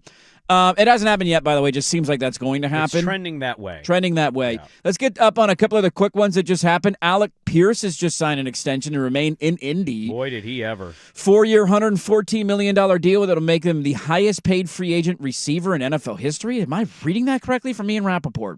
That's wild. Because I think a lot of the other deals were extensions, so he's a free agent. But that you got to think about how often are star wide receivers free agents. Yeah, that's Most true. Of these guys are, and then look, you got to look at some of these. They get locked up before the final year of their deal. That's fair. Here's notable rookie contracts that I saw. Contract players that are up for contract extensions. All right, you ready for this? Yeah. Talk about money at that position. JSN. Mm-hmm. Puka. Drake London. Yep. Jameer Gibbs. Yep. Bijan. I mean, that's a lot of money getting handed out. Those dudes are they're gonna cash in big time. And I always say, if you got one of these guys in a premium position in terms of the rate's always going to keep going up, lock them up now. Worried about later. It will always age well. Don't be the Cowboys. Don't be the last fiddle. Yeah. Don't be the last one to sit down. Make sure you get it done now, and they did. So Pierce has signed an extension, $114 million to stay in Indy. Yep. And then one note that's just we've kind of talked about, but not a ton. And it sounds like I don't know if this is a negotiating tactic or if it's actually going to happen. Some fans actually say they should do it. Mm-hmm. According to Rappaport, maybe others have this as well, the 49ers are now open to trading Trent Williams if the situation doesn't get resolved, which part of it's like a thanks tips. Other part of it's like, oh, if he is on the market. And I've seen some 49er fans argue this of, do you want to – I mean, he got a $38 million cap number. He's still elite, but he's nearing the end of his career. You also don't know if he's going to play – I'd say next year, if you told me the Trent Williams on the Niners, I would assume he's going to miss at least 3 games. He's going to get banged up. He's not going to want to show up to training camp. He doesn't practice at all. Yeah. And how many more years left do you even have with him, right? Like, he's in the back end of his career. So I've seen some advocate this as the smart move. Save some cap space. Get some capital out of it. I don't know what it would be exactly for Williams, but according to Rappaport, they're open to moving him if they cannot come to an agreement on an extension. I mean, you got to look at it, too. Like, what teams are a left tackle away? Yeah, I mean, somebody would pay a premium for him. What he is next year, how many games he plays, I don't know, but I would bank that when he plays, he's still elite. Yes. He's going to be somebody that retires and goes, yeah, he could have still been elite next year. But yes, he could play till he's 45. But I think since he got to San Francisco, he hasn't practiced. He famously just gets to never practice because he's Trent Williams. What are you going to say to Trent Williams? Well, him and Kyle are like best friends. Yeah. He's going to be retired as a Niner. Who was that line? There was a coach that was like, go take somebody out of a game. Was it Pittsburgh back in the day? There was a great story we were talking about off the air a week or two ago. And it was like, you take him out of the game. James Harrison. Yes. Bill Cowher famously when at Bill the end of Cowher, his that's career, who it was. Yeah. James Harrison was in a game and Bill Cowher got super pissed, and he ran up to the DC and he was screaming. He's like, "Why is he on the field?" And the DC's just taking it, right? And Cowher screams and he goes, "Go take him out of the game." And I forget the DC, famous DC. The DC turns to him and goes, "I ain't taking him out of the game. You go take him out of the game." And Cowher goes, "I'm not taking him out of the game." And he just kept playing. I guess he's going to stay in the game. That's Trent Williams. Like, you tell him to show up to practice. Good luck. He's 6'8", 370 pounds. I'm not telling that guy insane, anything, man. So there's a few updates of what's happened in the last handful of minutes in the NFL. Lots of activity earlier this morning. Trades went down for a player that wasn't cut. NFL trades always make me chuckle. Of like, he's a good player. That's what it I wish the NBA did this. I wish the NBA got rid of their salary floor matching crap. I wish we could just do trades. If a team wants to give 2 second-round picks for a player that we go, what? Go for it. Like, let them be stupid or let them get out of something they don't want. It's really funny to think about Mikal Bridges getting traded for 5 first-round picks and Max Crosby going for 2. And I know, different leagues, different apples and oranges. It's just funny. Desmond Bain for 5. Minkah Fitzpatrick, a 7. 7th-round pick for one of the best safeties in the NFL. So update you on everything else going on in the league so far this morning as the window is officially open. Happy offseason in the NFL, everybody. Back after this on The Fan. When the tournament moment calls for bold, break your beak. Beak Breaker IPA from Pelican Brewing. Enough to break your beak, not your bracket. The Smiley threes weren't always knocking him down. That was a pretty good look. Long rebound. Here comes Lake. Oregon State maybe pushing. White caught it. 3. Another one for Des White. He's 5 for 5. That's Dave Fleming on the call yesterday on ESPN. Oregon State, your Beavers. They scored like 2 points in the first 9 minutes of this game. And if you're a Beaver fan watching, you're probably like, oh, my God, there's our season. Got hot from 3 in the second half. They beat San Francisco 78-77. They move on to the semifinals tonight against Gonzaga. The best possible thing, aside from winning and advancing and beating Gonzaga in that upset, is winning because Scott Barnes sucks. Would be really funny. Win in spite of Barnes. Win one for the Gipper, man. Bracket Buster Report brought to you by Beak Breaker IPA from Pelican Brewing, packed with citrus hops, killer aroma, smooth finish. Beak Breaker, enough to break your beak, not your bracket. Hey, hop heads. Looking for your next lock of a beer selection? Beak Breaker Double IPA punches hard with grapefruit, sweet pine, and massive citrus tropical aroma. Bright gold, bold hops, and just the right balance. Inconceivably drinkable. Make a winning pick. Beak Breaker from Pelican Brewing.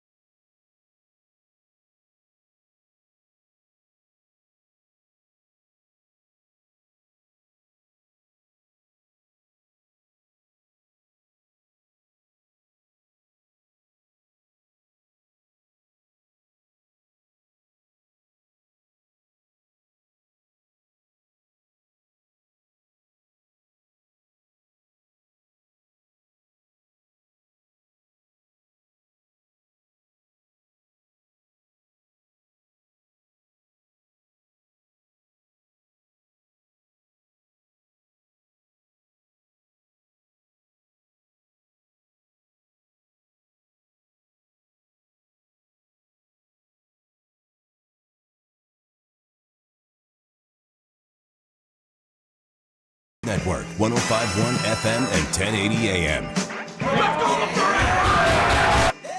Winning football is winning football. Talking some football feels good, doesn't it? March the 9th. Welcome back in, everybody. Spring football starts today. It does. Spring football's underway. Corvallis and Eugene. Yeah, tried to get the head coach of Oregon State on. He had a funeral to attend this weekend, so his schedule... A little wonky. Yeah. Well, hopefully we can check in with him because it begins this week. Spring football returns. That means football's right around the corner, baby. You know what else is this week? We got the Players' Championship this week. Teeing off on Thursday. That's tasty. I think we're 30 days away from the Masters, if I'm not wrong. All right. So we got some stuff to look forward to, including more NFL offseason. Let's try and update everything else that's happened today. One other player we talked about is expected to return in a not shocking at all development to the team that he has always played for, and that is that everybody's expecting Travis Kelce to announce today.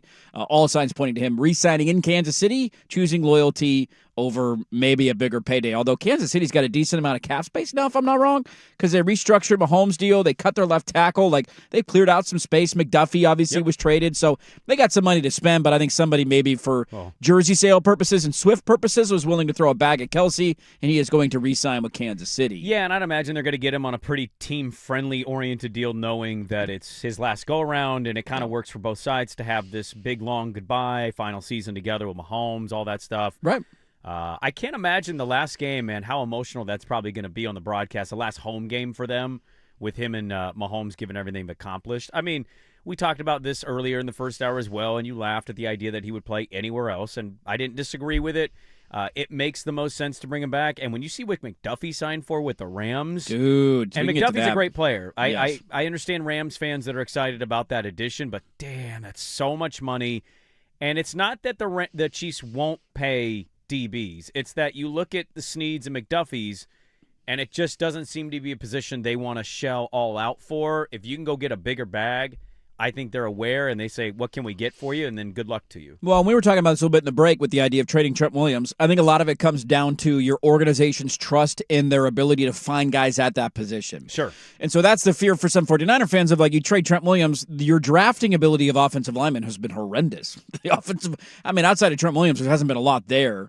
And so you've whiffed on a lot of guys. And to the Kansas City point, like, you let Snead walk, and I can't remember exactly when him and McDuffie overlapped, but you let him walk and you replace him with a younger version who was cheaper, and Trent McDuffie, who turned into an all-pro. Mm-hmm. And I think they have the trust that we can go do that again, and that's why you get rid of him, because we trust our ability to do that. You mentioned he signed a 4-year, $124 million extension that includes $100 million in guaranteed money. He is only 25 years old, so he's incredibly young still. That makes him, shockingly, the highest-paid cornerback in NFL history. I feel like get ready to say that probably 3 or 4 more times. So they have saved money. He was entering the final year of his rookie deal, and the Chiefs exercised that 5th-year option, making this upcoming year's salary $13.6 fully guaranteed. Yeah, it won't kick in until next year. That it kicks in the next year, and he will be the highest-paid corner in NFL history. For how long? Who knows? But for now, it is Trent McDuffie taking that mantle. A lot of money going that direction. Let's see. What else have we got? This morning, we had a trade of a player who was going to get cut.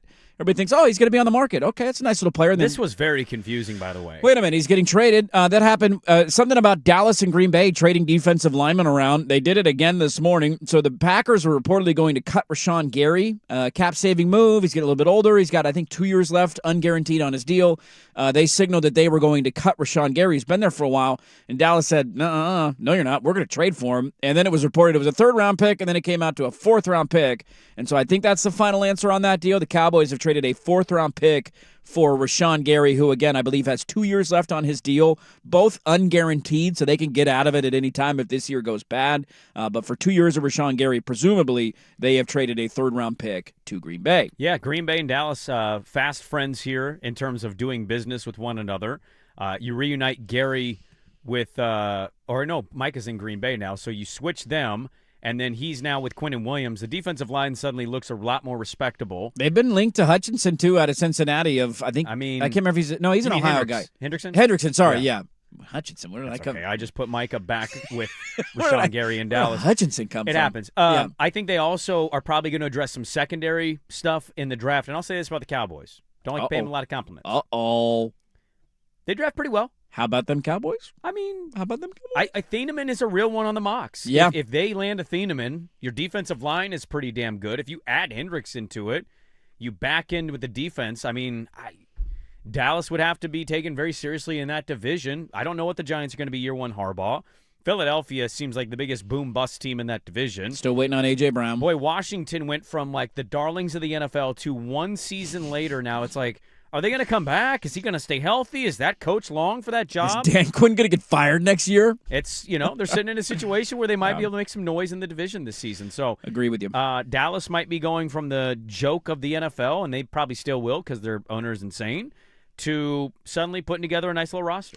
Another trade that happened this morning, again, the irony of the trade packages that are used to go get very good and talented players. Minkah Fitzpatrick was traded from Miami to New York this morning. Aaron Glenn getting his defensive piece that he needs. Don't worry about quarterback. We'll go get a safety. Fitzpatrick, very good player. He was traded for a 7th-round pick. Traded him in division, too. Traded him inside the division, and a part of the deal, Fitzpatrick got a 3-year, $40 million extension. And so one of the best safeties in the league, who's been that way for a number of years now. Very good player. Traded multiple times. Is going to go to New York and be a Jet, which I don't think changes anything for the Jets because they're still the Jets. But, hey, at least you got a good player in Aaron Glenn secondary. Well, he got a 3-year, $40 million extension. He got paid out of it. He got paid. He got the money. He gets to live in, he gets to live in New York and play in Jersey. The team, I mean, they'll be looking for a new coach next year. Jets, Jets. Yeah, the whole, cutting a player and then getting traded is interesting because that happened to Johnson from the Bills over the weekend, too. Whereas interesting, Aaron Rodgers I don't know if he was prompted to talk about it, but he just had a comment on McAfee about how he's one of the best guys in the secondary in the NFL last week. Taron Johnson from the Bills. They were going to cut him, and then the Raiders were like, hey, we'll take him. If you're going to get stuff for him, you might as well not cut him and just send him and get him in a Teams trade. usually announce they're going to cut, and then I think that leads to a little bit of action of we don't know if we're going to be able to get him. If you're a free agent, would you want to sign with the Raiders? Maybe payday's all that matters to you, so the answer is yes, but there's certainly not a hope on the not a lot of hope on the horizon there. And so the Raiders called and they said, hey, how about that? And they ended up doing a 6th and 7th round pick swap for Johnson to go to Vegas. So that happened over the weekend a couple of different times. Well, and I know over the weekend, too, one big report that was kind of coming out is it sounds like Minnesota and Kyler are. Seems like that's heading in that direction. That might be the direction Minnesota goes. And we talked about this last week, though. If Kyler, after being cut by Arizona, if it's Minnesota, to me, that doesn't scream competition. If they would have gone Geno, I think it would say, all right, competition, Niner can get this. If Kyler signs in Minnesota, maybe I'll be wrong on this. I think Niner's going to be a backup. Yeah. And then at that point, how does J.J. McCarthy process all this? We can make fun of J.J. McCarthy and the Niner thing. Imagine getting drafted, having a stud touchdown pass in preseason. You get injured. You miss the whole year. Your backup comes in, goes 14-3. You come in relief of him. He goes on to Seattle.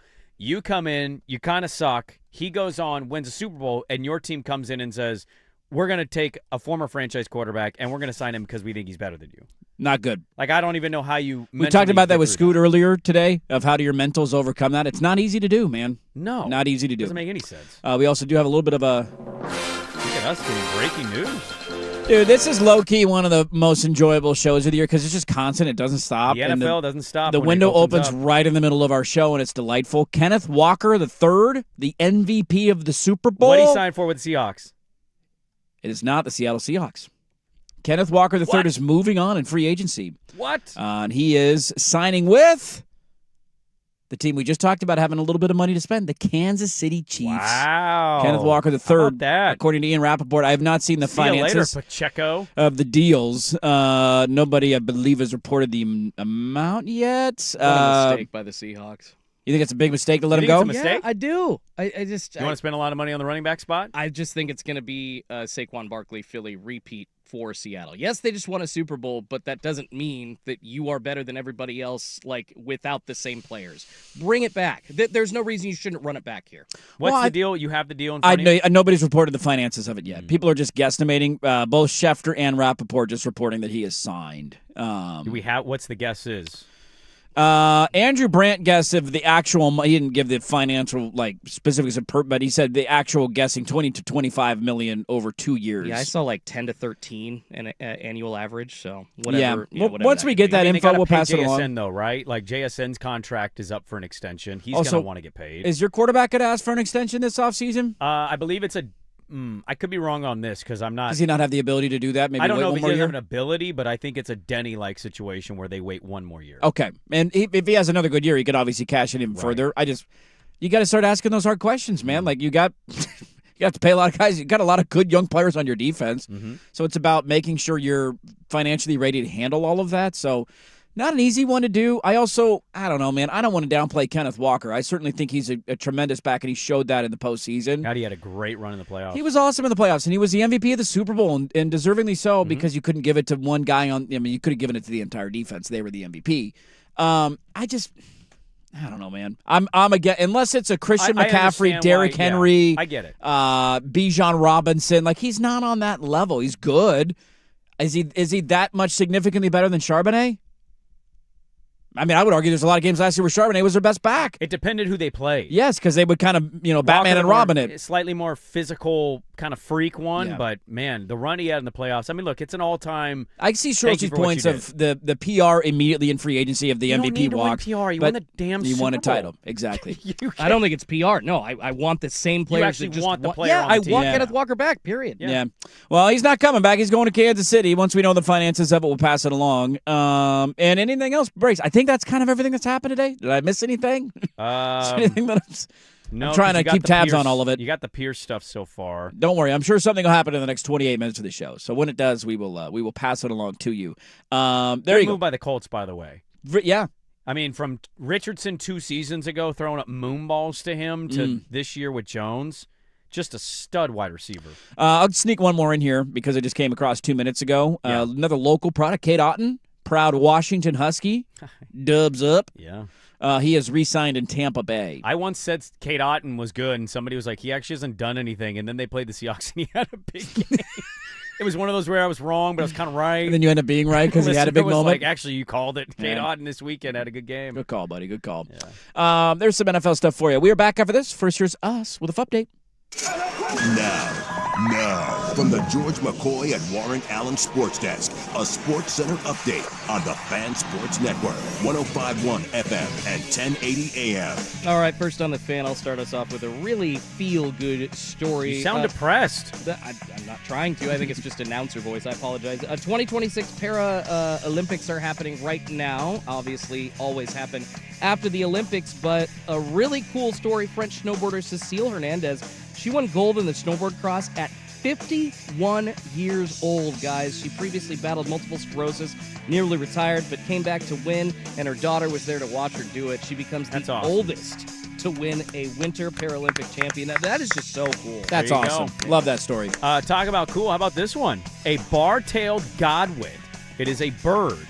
Made a journey of over 8,425 miles. You might be saying, well, birds fly a long way, Sprague. That's a long way, Sprague. According to the U.S. Geological Survey, Alaska Science Center, it's a 4-month-old bird.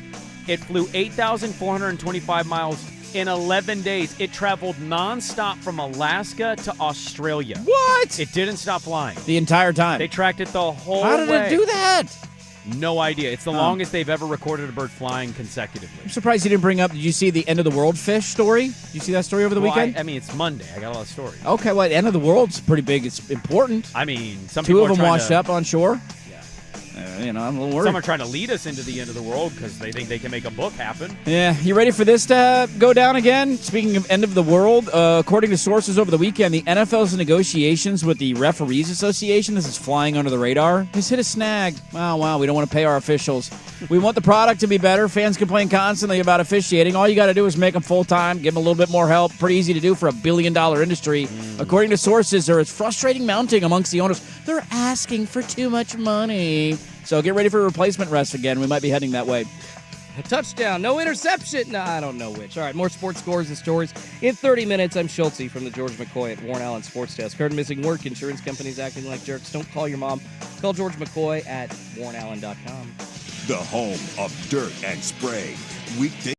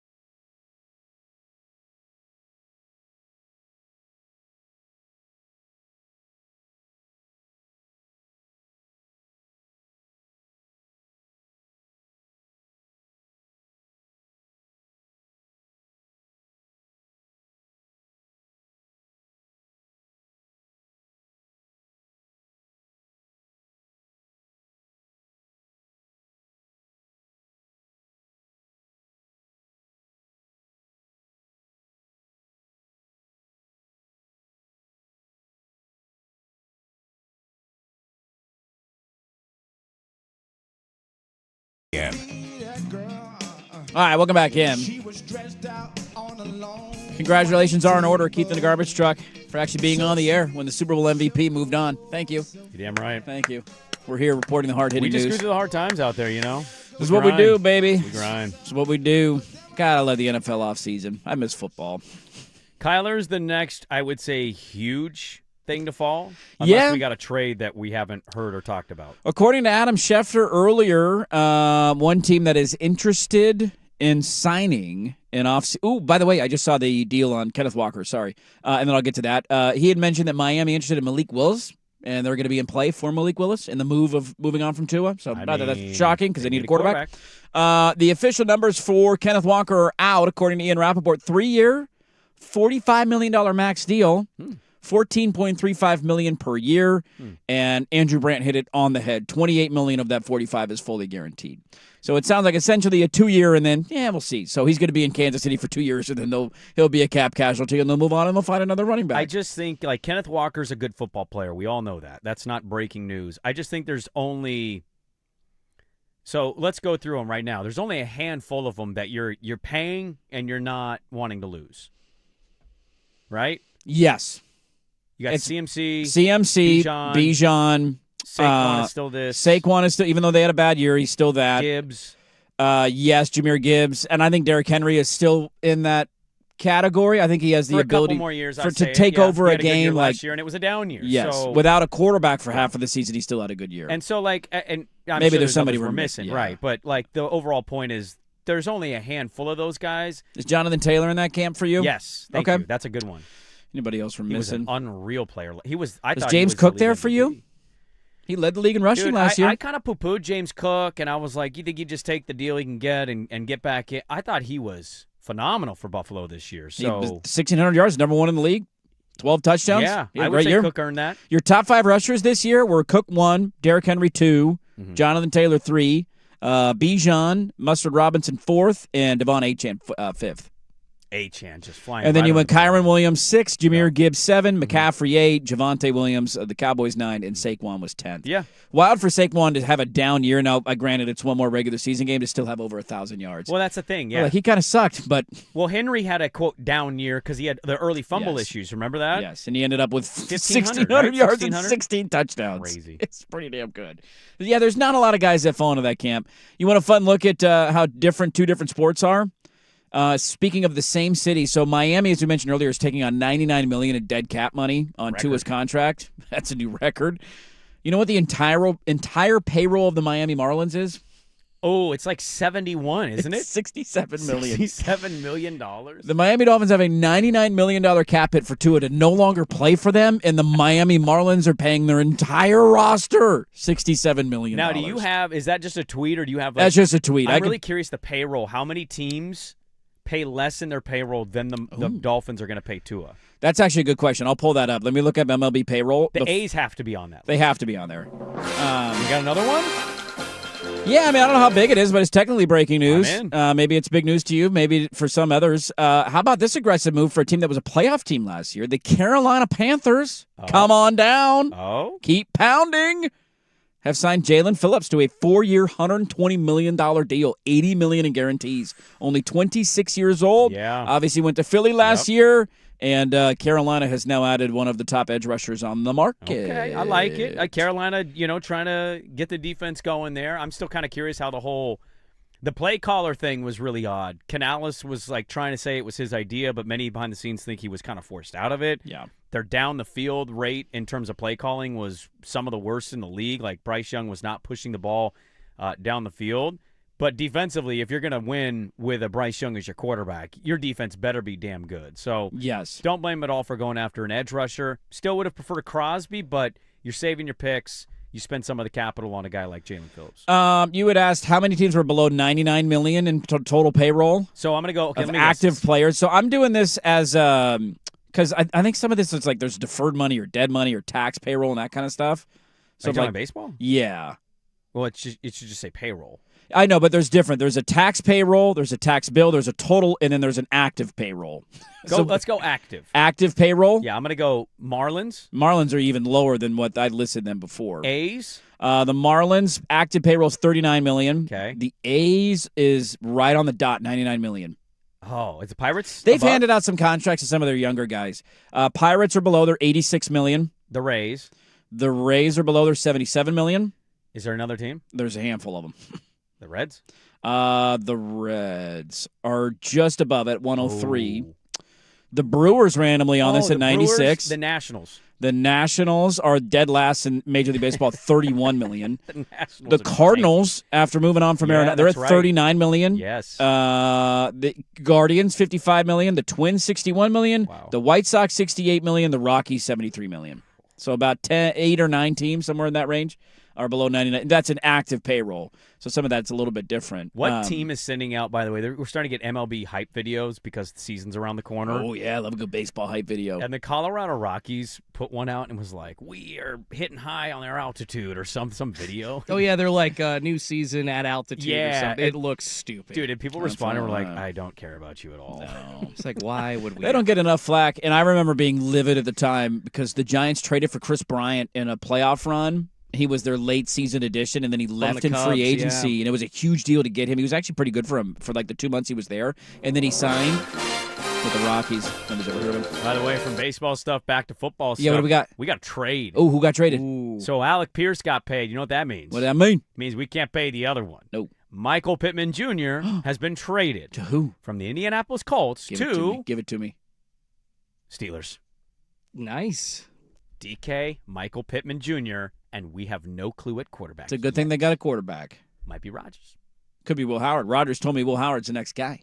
I mean, you Gainwell. He told me Zach Wilson was the next guy, too. That he did. Gainwell, DK, Pittman Jr. They just love trading for wide receivers, don't they? Freiermuth, you got tight end play there. Did they let Pickens walk for nothing? No, they traded. Did they trade him to Dallas? I couldn't remember. Yeah, Cowboys. That's right. He was young in his career, so he wouldn't have been a free agent yet. One last nice one. Little tasty move by the Steelers. That is, if they just have somebody that can throw a football next year. You got to figure that one out too. Has Pittman been? He's been signed. You know me. I'm not a big believer in paying 2 receivers, but let me see. Because DK's got his deal. I'm so bad at remembering when guys get contracts. Me too. I think Pittman got signed. He's in the final year of a 3-year, $70 million deal. Oh, okay. There you go. So he did get paid. Yeah. But this is the last year of the deal. All right. So he can be a free agent after this. Also, a funny bit of irony. We talked about Trent McDuffie in that trade from Kansas City to L.A. He got paid. He's the highest paid corner in the history of the NFL. Mm-hmm. You know what the Rams just did? They signed their other starting corner. He's a free agent. Jalen Watson, 3 years, $51 million deal. So you get 2 guys who played together. Yeah. Hey, Kansas City's defense has been pretty good. Hasn't been the issue for them. They've had other issues. Let's go get both their starting corners. The Rams somehow with more money to spend after giving out the richest contract in the history of the NFL to a corner. They signed the other starting corner in Kansas City, Jalen Watson. So that's all we know for now. Anything in the last 14 minutes, we will pass along, and we will wrap it up on a Monday next on The Fan.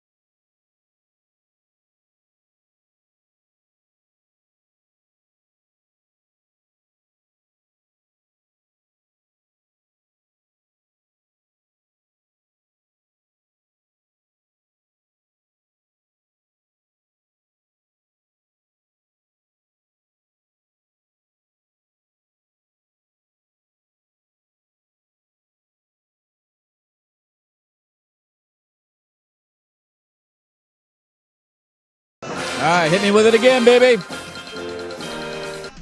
God, I love this day. We now know the answers on two different fronts. Where is Malik Willis going to go, and what is this team going to do at quarterback? You ready for that marriage to be announced? Here it is. 1 minute ago. Malik Willis has signed a 3-year, $67.5 million deal. $45 million of it fully guaranteed. Wow. To play for the Dolphins. The Miami Dolphins. Look at the Fins just paying a buttload for one guy to leave and another guy to come in that started 6 games. Tua, $99 million. Out the door. See you later. In steps Malik Willis.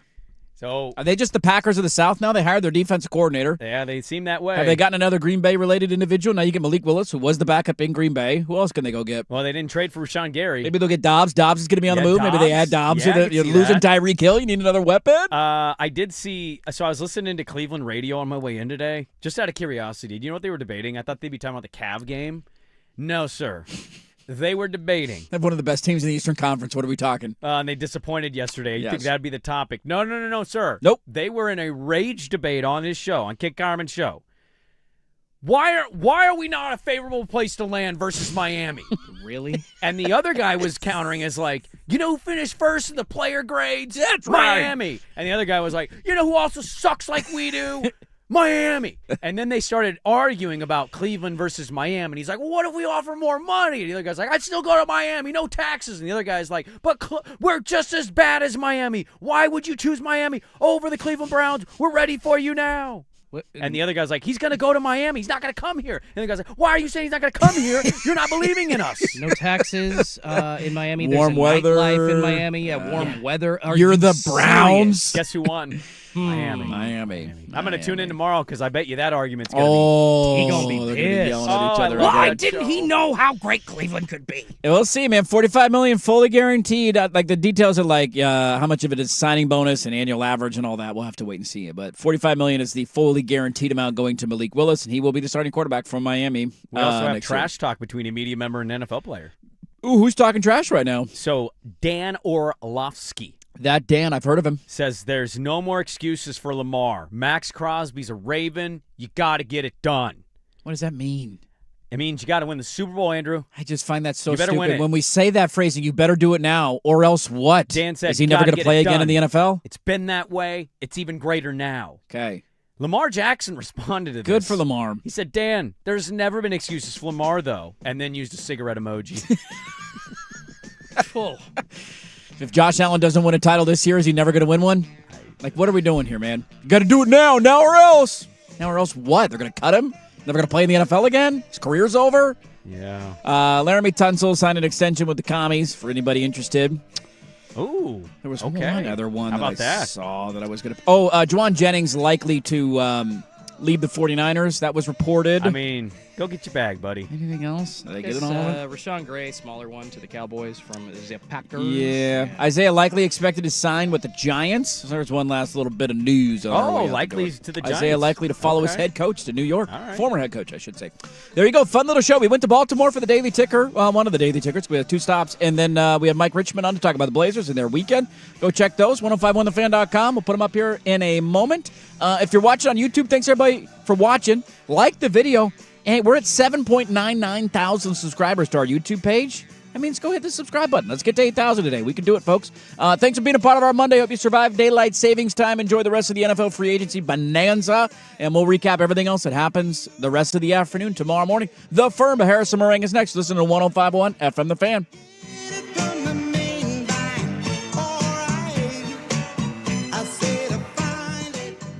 Brad Evans here to help you beat the bully.